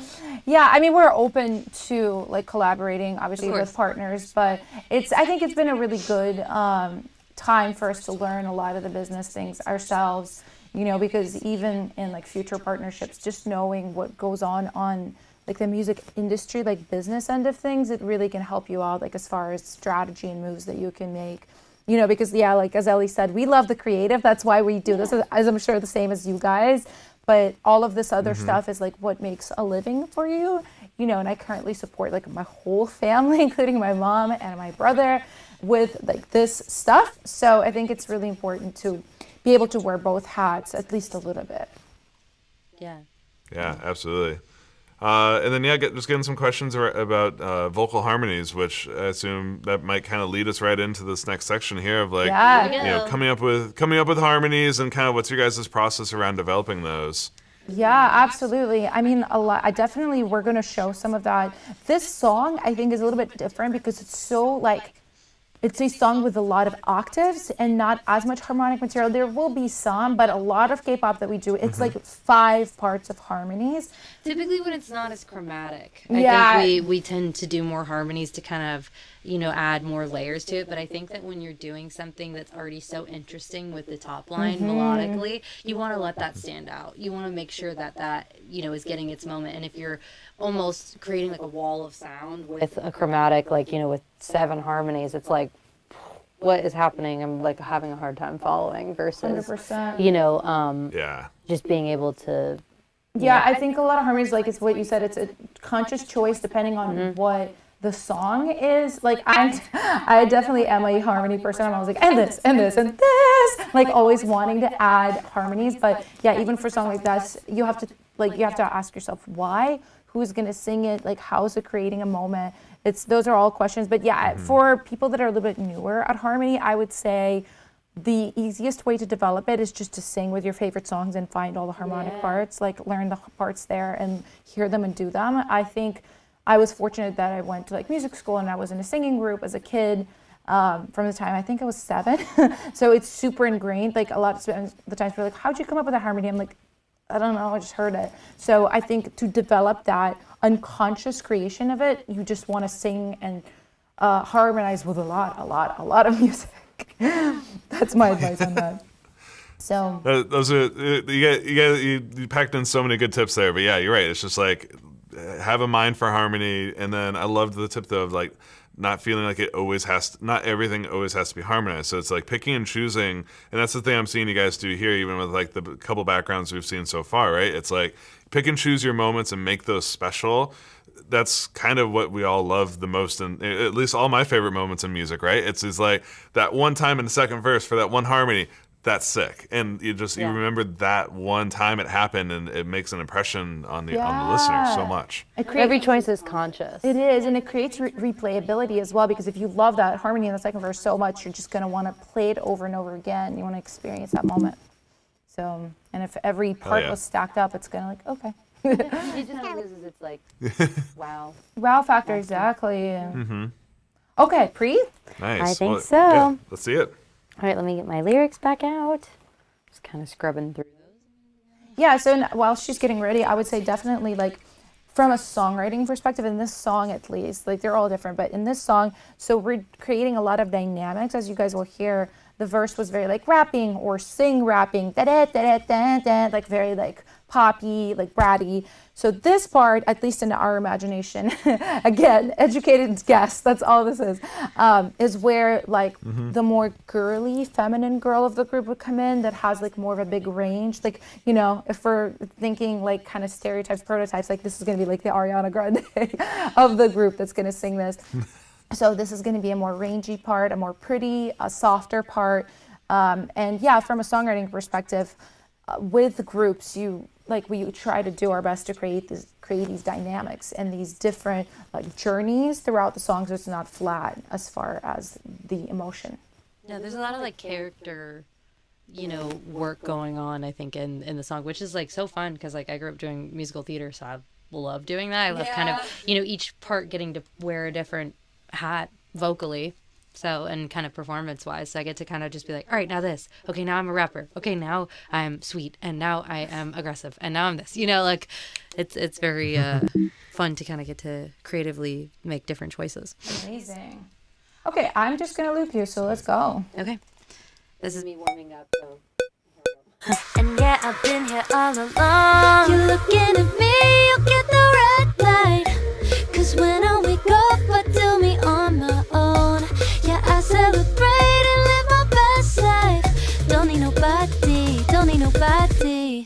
Good job. And yeah, I've been here all along. You're looking at me, you'll get the red light. Cause when I wake up, I do me on my own. Yeah, I celebrate and live my best life.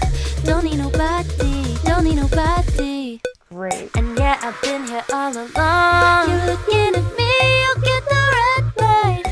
Cause when I wake up, I do me on my own.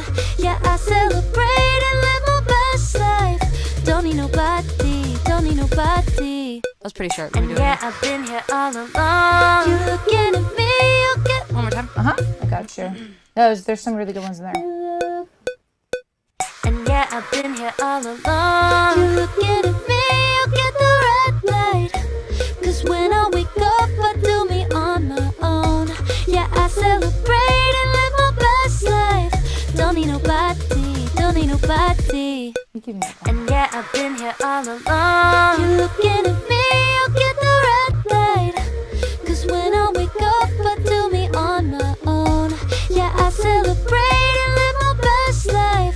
Don't need nobody, don't need nobody. Great job. Come take a seat. Thank you.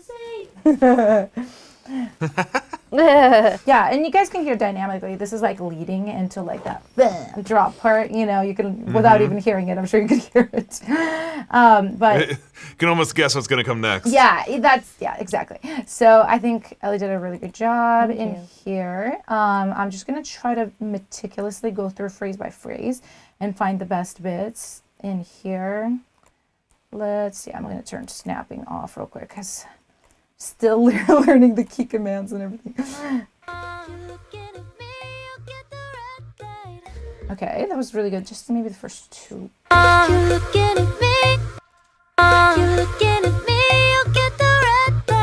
Everything but Lyre was nice on that. I think maybe perhaps like this. Maybe. I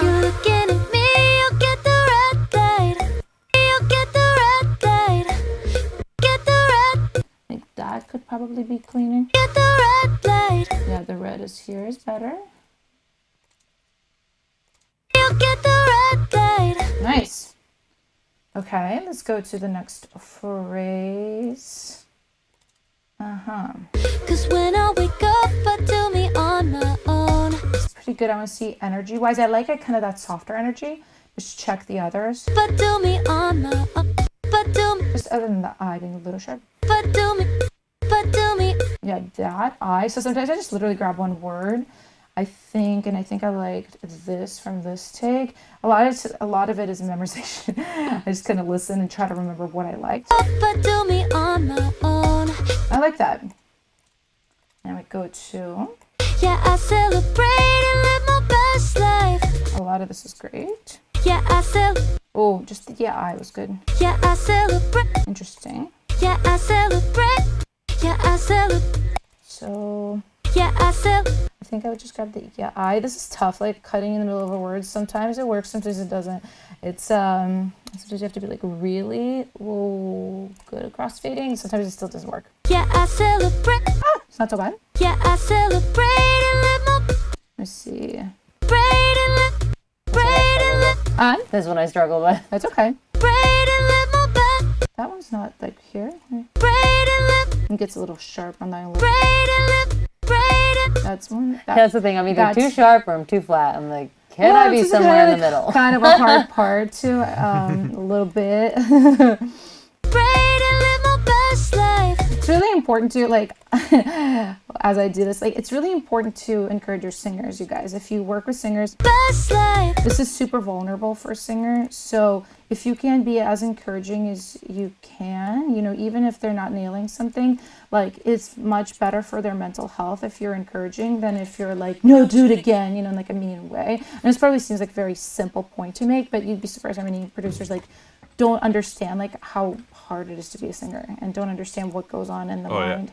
Well, yeah, and I mean, I appreciate her totally. so much because, like, you know, we've been working together for like 5-6 years, so it's one of those things for us that when, you know, I'm cutting a vocal, I already know what she's gonna say. Like, I hear her in my sleep. Like, she telling me, like, hey, do this again, you know, add this, you know, whatever. Like, I am so close to her that I understand, like, her taste and her choices and like, what she's gonna want to pull out of me. So, you know, if I'm not already doing that, you know, she'll go to say it and she'll be like, I know.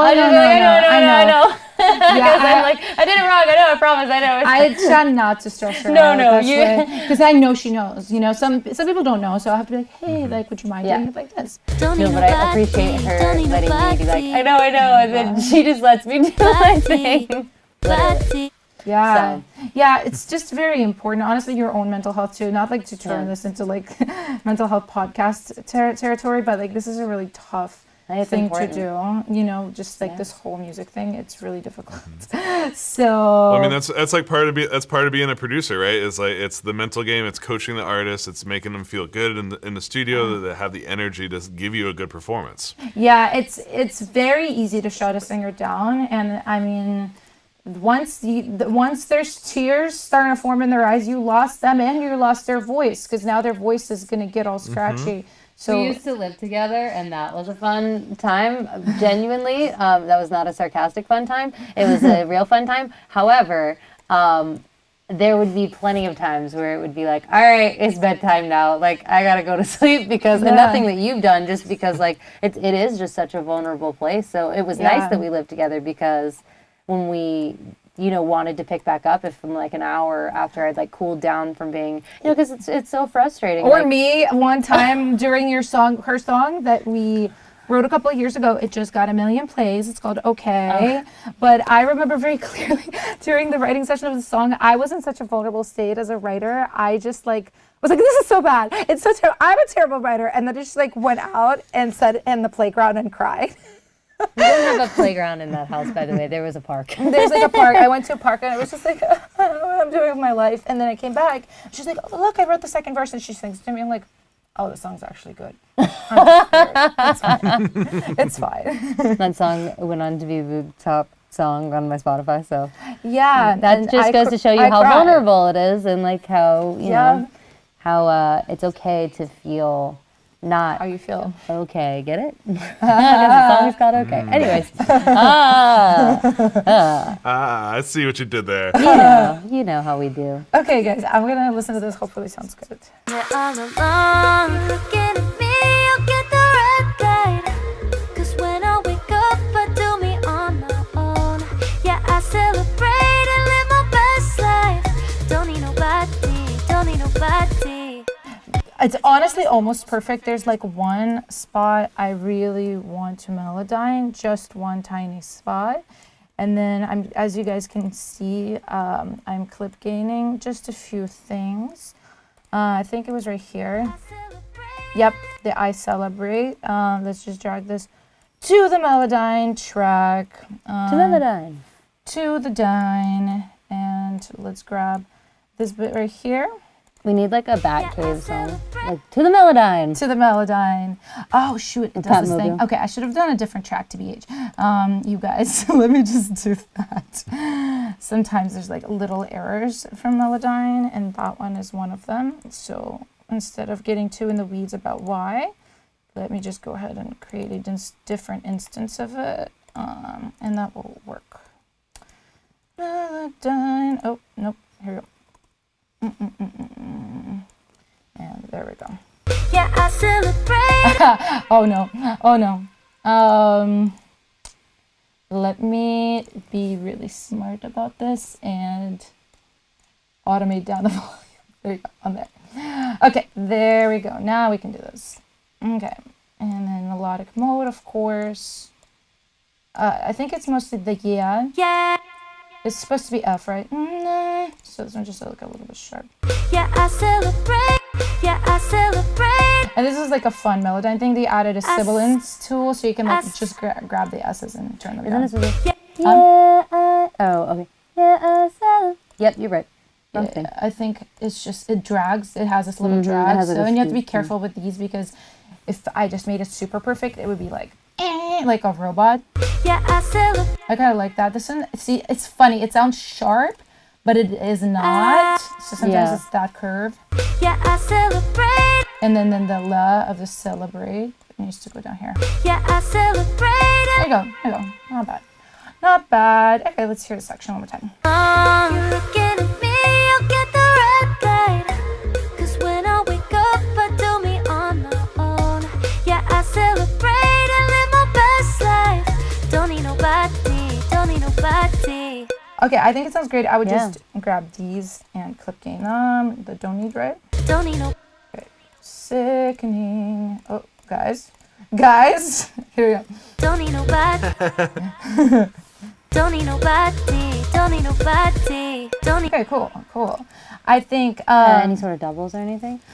I think we should do maybe little like throws of harmonies, and we can talk about what throws are. So what I want to do, because I know this is not like an unlimited time stream, right? We usually probably would do doubles on these, but I think this is like a good time saving trick too. Like if you're like in a rush or there's a deadline, which is a very common thing for K-pop, and your singer's about to leave because they have another engagement, blah, blah, blah. So you want to try to make it sound full without, actually being able to get every part, right? So let's say if we don't have time to get these doubles, we can, or even get two parts of a background, which is what we would usually do, we can do throws, which are basically like a single vocal with verb or delay or some kind of effect on it that's going to go under the lead and kind of create like a feeling of fullness without doing too much. So I think we should do that. Let's do it. I'm Oh, down yeah, to throw. That's really cool. I'm throw down. Well, and also, Alina, I just got to compliment you and thank you for crossfading and fading everything. You're such a role model to everybody out there. Everyone, I hope you're all paying attention to how diligent she is with fading and making sure everything fits together and not saving that for later. You're doing it in the moment so you don't forget. Like, Absolutely. I've received so many sessions with clicks and pops. Oh my God, no. And I know as an thank engineer, you. you probably are just like very mad at those producers. I will say that on like not a stream, like in real life, I would solo every track and listen to it solo before committing anything, because sometimes obviously just the eye, like you hear me like talking and crossfading, but I would want to make sure in like a session I'm about to send off. So make sure you just solo everything and listen for clicks and pops. If you cut in between, in the middle of a word, you can do that. You just have to probably zoom in and like really match up the waveform. Otherwise it's like, there's probably gonna be a pop. So, anyway, let's kind of listen. I think maybe red light, we should just like a third up. Maybe one of those. I can't say that. Yeah. Okay, yeah. Just me, you get the red. Okay, let's, and I don't think I need this muted track. I just sit it there. Okay, let's do that.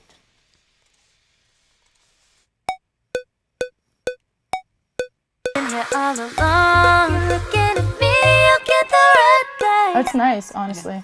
Let me hear it as is. You could do better. Just getting used to it. But no track for you. Yes, thank you. That's it. Here all along, you're looking at me, you'll get the red light. Just you're a little sharp on the. Other than that, it's good. Me, you'll get the red. Perfect. Yeah. I don't know what happened there. I was, we'll try it again. Been here all along, you're looking at me, you'll get the red light. One more time. I was thinking, I was like, It's so hard. you're looking at me, you'll get the red light. Okay, that should work, I think. Let's check it out. Me, you'll get the red light. It's close, right? Let me see. Okay, so what I want to do is, I don't actually think I made a throw track, and this is one of those things, yeah, you have a preset, but not like every single thing is going to go in your preset, you know what I mean? Like, you want to be creative, you don't want to be like stiff and stuck, sticking to something just because like that's all you've pre-made. So I'm just going to make like a quick like throw tracker here. It's going to go to that, I think, the same group that I have the leads going to. We'll see. But I literally just want to add some lush verb to it. Let me just put the snapping on. So I'm doing this right. And let me just solo these two. You're looking at me, you'll get the red light. There's a little bit of messiness with the red, but we're just going to ignore that for right now, just for the moment. And I'm going to look at spaced out. There's other really great verbs and stuff. I'm really obsessed with this one right now. Like a lush kind of setting. Oh yeah, I definitely have to fix the.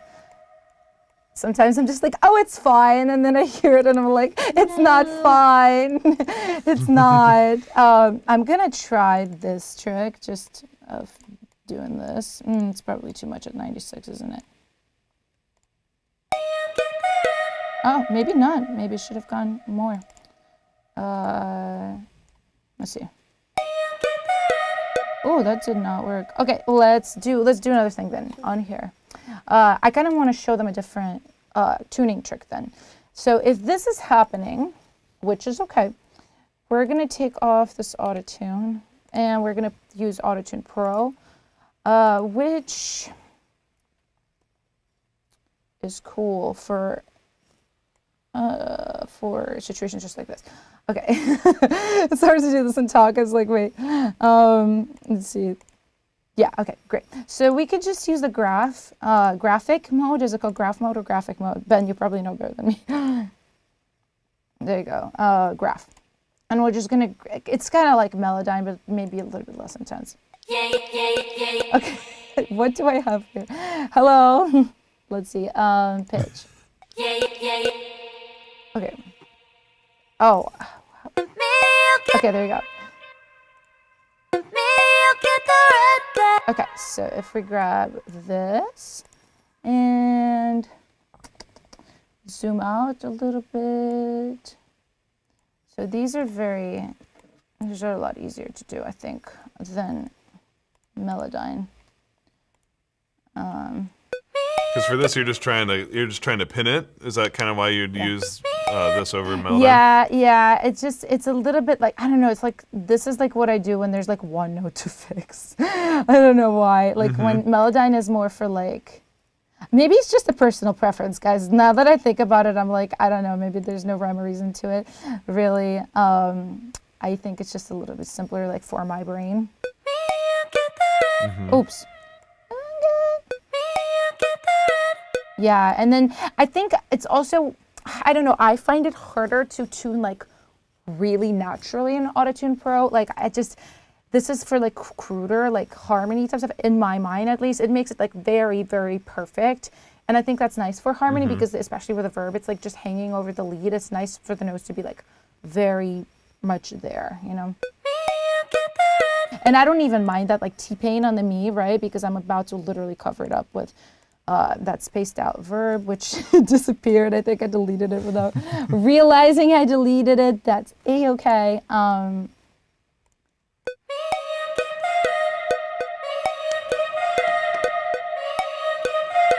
I think that's actually pretty nice. There you go, and there you go. Now it's like really pretty much working. And sometimes I really like other effects too, like this vinyl right here, just to age it. And now it's like very much in that like throw territory. And there's a lot of other plugins that just like do different telephone types and things like that. This is just like a very simple thing you do and just works like a verb and then some kind of aging. Okay, sweet. I really like this. Okay.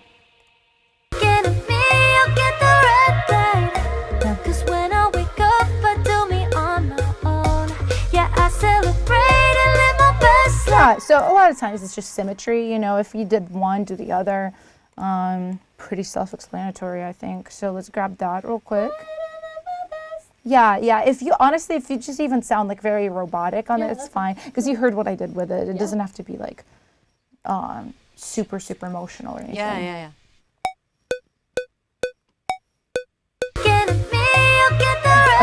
I feel like I messed up my loops. Something happened. It's okay though. I feel like there's a button I hit that I'm not sure about because this is a new doll. To me. We got this stuff. Yeah, I celebrate and live my best life. Flatter on my. Okay.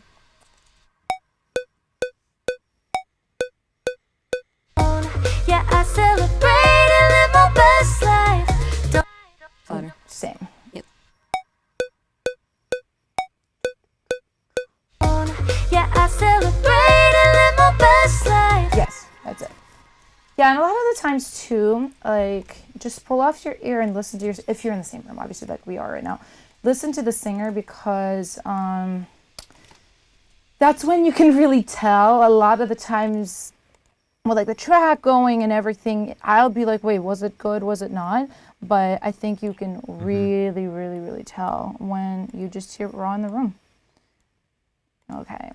Yeah, I think that's right. Yeah, I celebrate and live my best life. There you go. And it's already on here on this throw track. Yeah, I celebrate and live my best life. Okay, yeah, I think it's cool. And this, I would kind of honestly have this like pretty low. It's just kind of, honestly, I would even float this around maybe with Pancake too, now that I'm listening to it. So it's not like sitting in the middle. I don't know why these are like, yeah, let's see, I was in the wrong menu. Of course. Let's see. Pancake. Or not. What am I doing wrong, Ben? Help. Okay, there. Is it not? It's not popping up when you put in pan. No, it's not. It's not. You know what? Let's just be manual about it. That's so strange. Yeah, that was weird because I know it's on here because I saw it before. Yeah, it's on the other ones. Yeah, it's okay. It happens. Let's actually just go ahead and do it manually because you don't need a panning plugin to make panning happen. I mean, how about we just go here and with this right here, let's do something along these lines. Yeah, and then we can, okay. We can have it like move a little bit. Okay.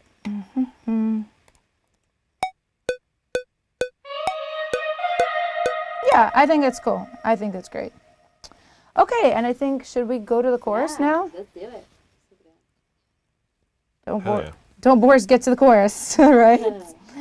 Okay, so yeah, this chorus is a total contrast to what we just did, like the pretty singy part. It's going to be lots of energy, lots of, I don't know, just that like really hard, like aggressive kind of vibe. So yeah, Ellie, you ready? Yeah. Let's do it. Don't need nobody, don't need nobody. I'ma do my thing. With a bang, with a bang, with a bang, bang, bang, bang. I'ma do my thing. With a bang, with a bang, with a bang, bang, bang, bang. Okay, so here's the thing too, you guys. This is a trick, yet again. If something repeats in a pop song, we are probably going to copy it. Especially something like this where it's not supposed to build or be emotional or different in any way. Like, we probably will build it with harmony, but as far as the lead, like, we will copy it, and it's honestly better because it's, like, cleaner that way. So because you can see this is the same as this, I kind of just want Ellie to sing this front part and, like, kill this front part, and then I will just copy over. Oh, Rad. let's do it. Let's do it. Don't need nobody, don't need nobody. I'ma do my thing. With a bang, with a bang, with a bang, bang, bang, bang. I'ma do my thing. Don't need nobody. And honestly, just bang, bang, bang, bang. I'ma like just add the Yeah. but I want you to like really focus on the bang because we Okay. already have it from Sure, the sure. previous tank. Tank. Don't need nobody, don't need nobody. I'ma do my thing. With a bang, with a bang, with a bang, bang, bang, bang. Don't need nobody, don't need nobody. I'ma do my thing. With a bang, with a bang, with a bang, bang, bang, bang. I'ma do my. Don't need nobody, don't need nobody. I'ma do my thing. With a bang, with a bang, with a bang, bang, bang, bang. I'ma do my thing. Don't need job. nobody, don't need nobody. I'ma do my thing. With a bang, with a bang, with a bang, bang, bang, bang. I'ma do my. Don't need Yeah, I nobody. think that's great. Great job. Great job. you. You can come And then sometimes show. you can also use the tracks that I did that maybe weren't strong enough to be able to make the lead as doubles. That's exactly what I'm gonna do. Thank you for bringing that up. That's literally gonna be it. That's my favorite way to do doubles as well. Is just steal other takes and just Just steal stitch them. it together. Yeah, I know. I agree. Uh-huh. I agree with that. Okay, I'm always starting in the wrong place. Let's go. By the way, Ellie, you're getting so much love in the chat right now for your performances. People are just blown away with how good this sounds. Oh my gosh, thank you so much. Isn't she insane? Oh, you guys. thank you. Yeah, She's insane. She's insane, Thank and obviously, like, she's making this so easy for me, because this is a hard song, you guys. It doesn't sound like it, but it is because a lot of range. there's a lot of range. It's a lot of different styles of singing in it too. So for one person to be able to do all of them, like, I think it's pretty impressive. Shawty, I keep you hitting this impressive. mic. Thank you. Thank you guys. I really appreciate it. I obviously can't read what you're saying, but I appreciate all the love. Thank you. I'ma do my thing. And then it just goes bang. That's how it always goes. You know, it's like everyone's like, wow, and then it's like, go do a thing. That's one thing I talk about this all the time too with like newer singer, which she's not, but like newer singers that come in and they're like, oh wow, like, you know, I sound so good in the room, and they do, but then they sing on the mic and it's like, whoa, it's not like it. And I think the thing about that is that live singing and then performing on the microphone, they're two different things. This is a much more detail-oriented process than Well, it just picks singing up live. everything. I mean, I used to sing live all the time. Like before we teamed up, I really hadn't been on the mic that much. I'd only been, you know, on the mic for like the few things that I recorded, but I wasn't writing for pitch much, like, because I was, you know, when A child. Yeah, I was a child. When we linked up, I was like 17, 18, like to really do this full time. And, you know, I was in boot camp after that. Homegirl really had me working, and I'm so appreciative of that because it really did make me, you know, I think a professional. This is before I knew about artist mental health, and I was like, do it again. Hey, we're in a duo though. It's fine. It's a different thing. We were committed to each other, and I was, you know, like so excited to learn from you. So, you know, it's definitely a process when you're a newer singer and like on the mic, because, you know, especially if you come from live singing, because when you come from live performance singing, if you guys like play out and stuff, you know, you're focused on the finesse of the audience, whereas this is the finesse of, you know, every single thing that comes out of your mouth, every crack is picked up, every, you know, slight pitch variation. Yeah, slightly sharp, slightly flat. It's there. It is there. Even even with autotune, like, you can tell. So yeah, it's definitely like, and Elli's great at both performing and doing this, but it's like they're like two different, again, Sims. They would be like two different skills. Live singing, performing. Anyway, let's hear this. I'ma do my thing. Pretty good. I feel like this is hard, like with this, because it does sound like it's clipping, but it's not, because you can see by the waveform it's not. I think when we pull it in, it's gonna be really good. I'ma do my thing. I'ma do my thing. I'ma do my thing. I'ma do my thing. Okay, so that was great. And I'm already looking for doubles at the same time, guys. So like that sounded like a double, and 44 and then 44 sounded like a lead to me. So I'm just gonna go ahead and start grabbing them, dragging them down. I think it was on 36, right? Bar 36. All right, I was. And I'm muted as I listen to the rest of them, but Don't need nobody. I'ma do my thing.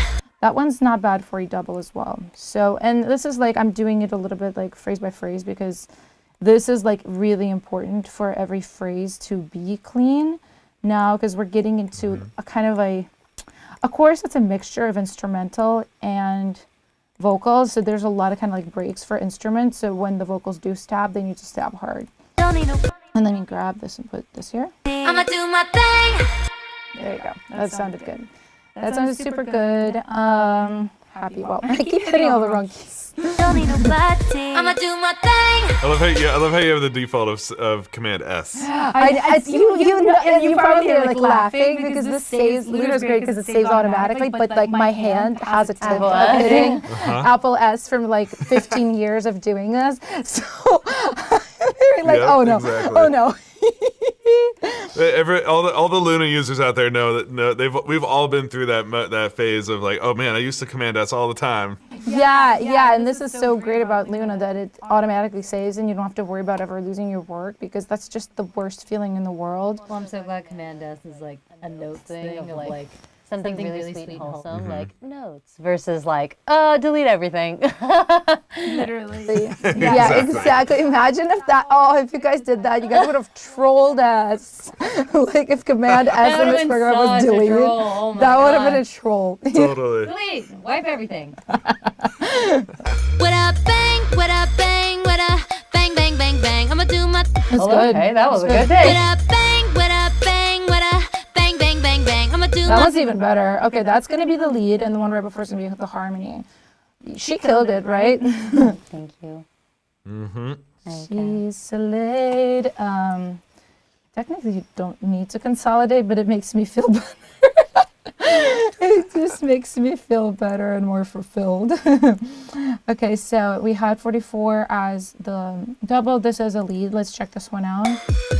Oh, and I should probably mute this before it gets in our way. with a bang, with a bang, with a bang, bang, bang, bang. I'ma do Pretty close. with a bang, with a bang, with a Okay, so bang with a from here to here. there's a bit of room noise in here because we're in this little room and I hear the fan from the computer. So that's why I'm cutting all those out in the beginning. And yeah, and then I think take 43 was like the lead. Let's check this out. With a bang, with a bang, with a Oh, I should have, oops, hello. Here we go. with a bang, with a bang, with a bang, bang. Here we go, one more time.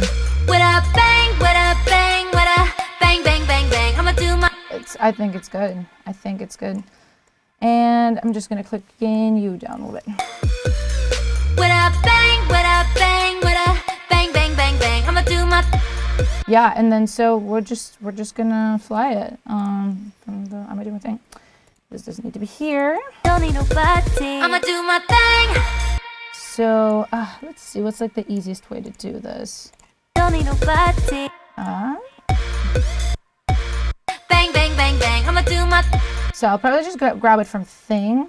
I feel like that seems like the simpler way to do it, right? Let's see. bang, bang. I'ma do my thing. Yeah, that's good. And then we just have to do the same with these babies here. Oops. Bang, bang, bang, bang, bang. I'ma do my thing. Yeah, awesome. Okay, that sounds great. So I want to show you guys a technique that we use all the time in K-pop. So this is basically this is not for every song, but for a song like this is great. So we sing gang vocals. So obviously, like, ideally this would be like 5 girls, doing this. But since we just have the 2 of us, we make it work with the 2 of us. So both of us are gonna go to the mic now, and we're gonna sing on loop.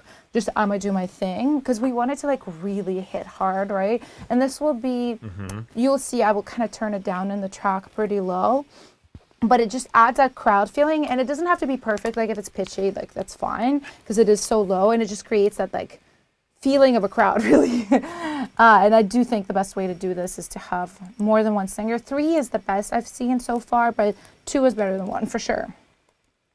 Don't need nobody. I'ma do my thing. So I'll give us a little bit bigger of a loop because there's so many chords and things. I'm like scared. I have to move slow, but I'm gonna pop into that camera now and hopefully leave this, and then we'll grab 4 of them. Okay. Okay, let me just like slowly get up. Okay.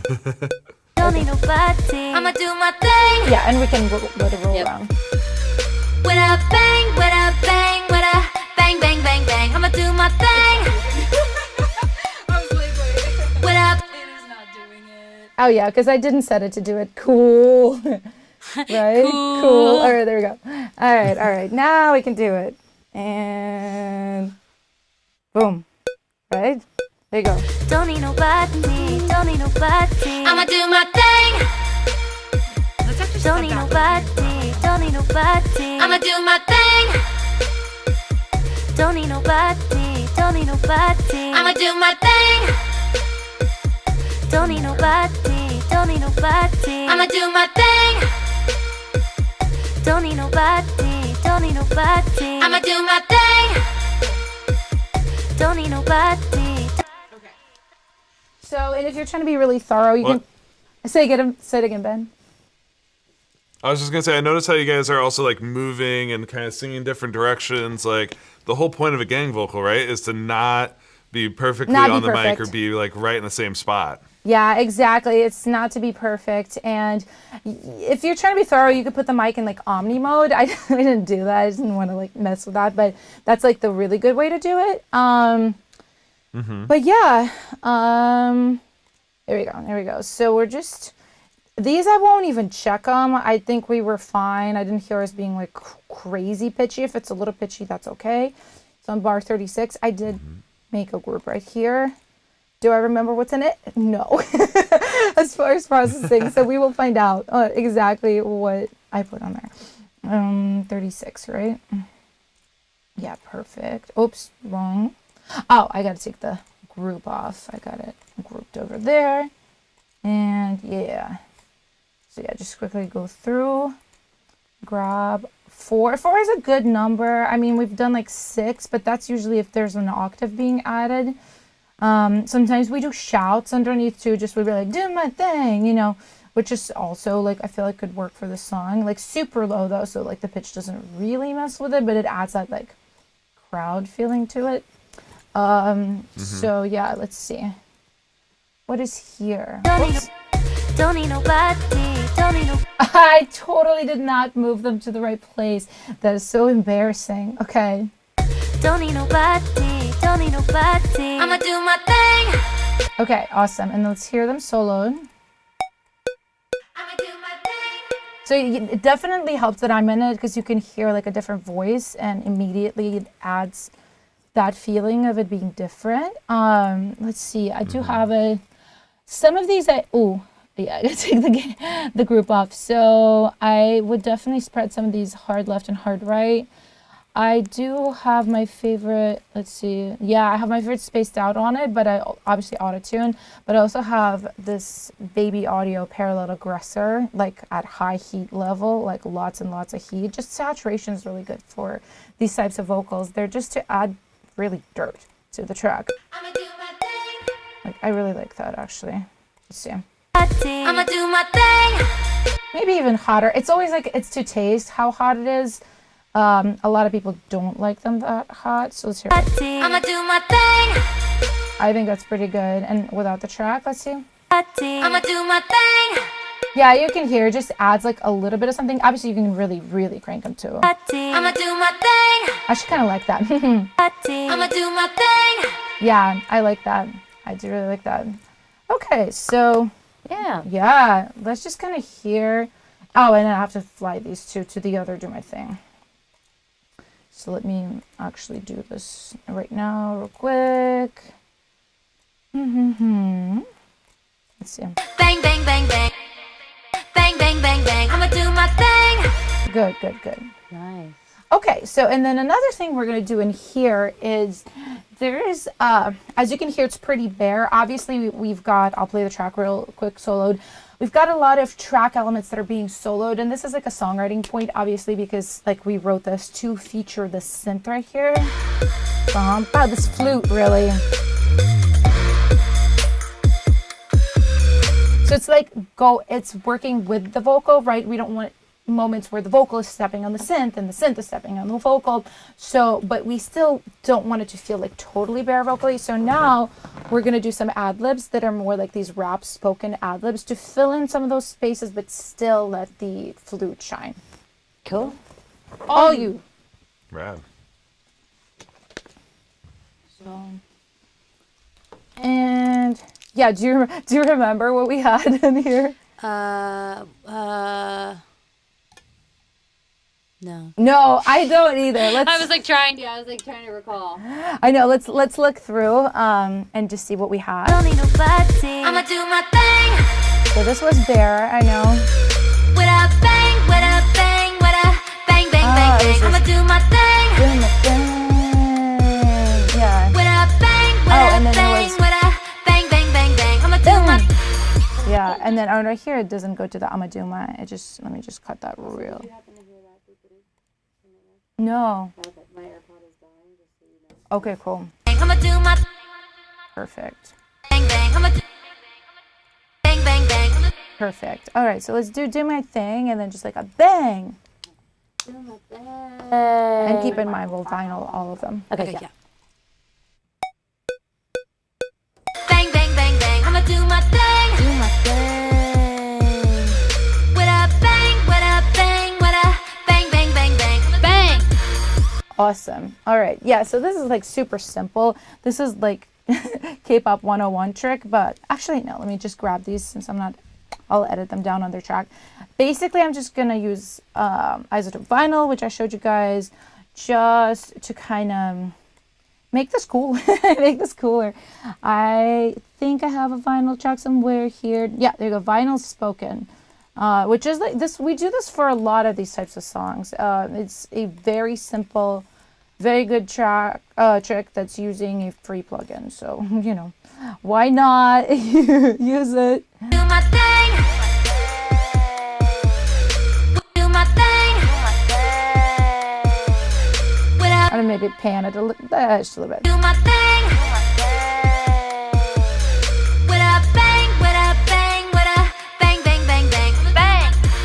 Yeah, exactly. Do my thing. Let me just check this here. Do my thing. Oh, hello. Don't need no Oh, there we go. bang, Bang, there you go. Bang. Bang, it's cool. bang, bang, bang. Okay, yeah, so I feel like, yeah, this is like obviously a little bit bare bones, but it really kind of shows like a lot of the kind of core techniques that we use for this. Yeah. Ooh, do my thing. Dude, I love it because it's such a variety of like it's this and that, but you're right. It's like the personality of the song, personality of the artist. Like it's all these things that kind of have to like come together. But most importantly, like you guys are just being so creative with your layers, with your even the engineering of like the adding the effects on certain tracks, like stuff like that. To me, that seems to be what really sets this music apart and makes it really unique and makes it so catchy. Like it's what it is, right? Thank you. Thank you so much. Yeah, should I play what we have so far? Yeah, let's hear from the top. Let's do it. Let's see. Obviously, I would.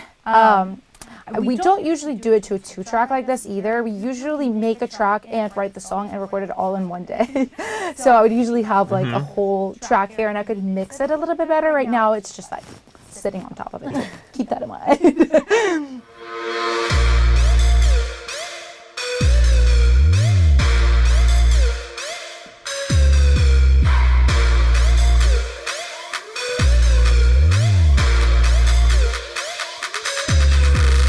Yeah, I'm on a new wave.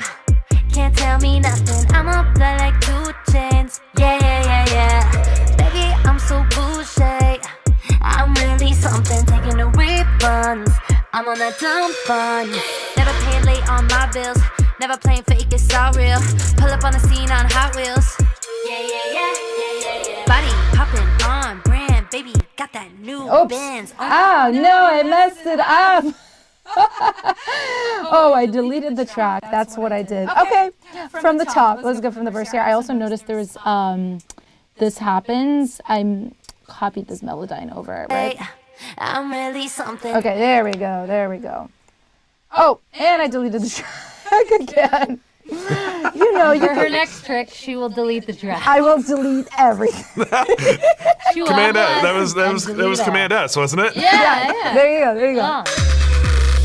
Yeah, I'm on a new wave. There we go. Can't tell me nothing. I'm up like 2 chains. Yeah. Baby, I'm so bougie.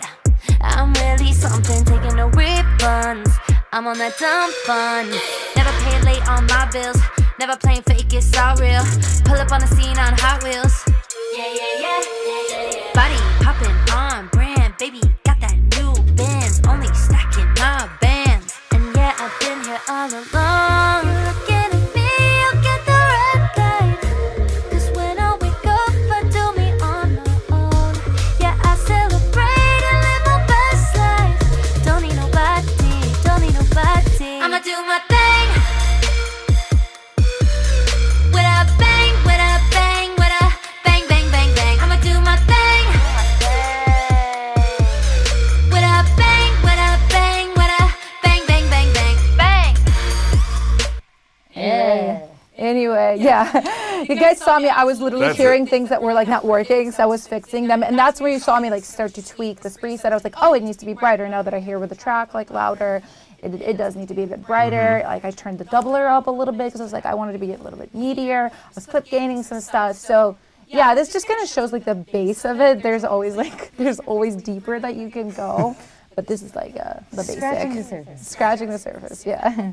Yeah. Well, I mean, it's been so much fun scratching the surface, but from my perspective, from the audience perspective, man, we got to dive deep. We got to really see what it's like to produce these vocals, and like this is something that honestly we've never gotten to really show before of like modern pop vocal production. Really, how many steps, how the detail, the level of care it takes, the amount of energy and attitude that you guys are giving it, like this was so cool to see. And I know there's a lot of people watching that would love to learn more about you guys and find your music.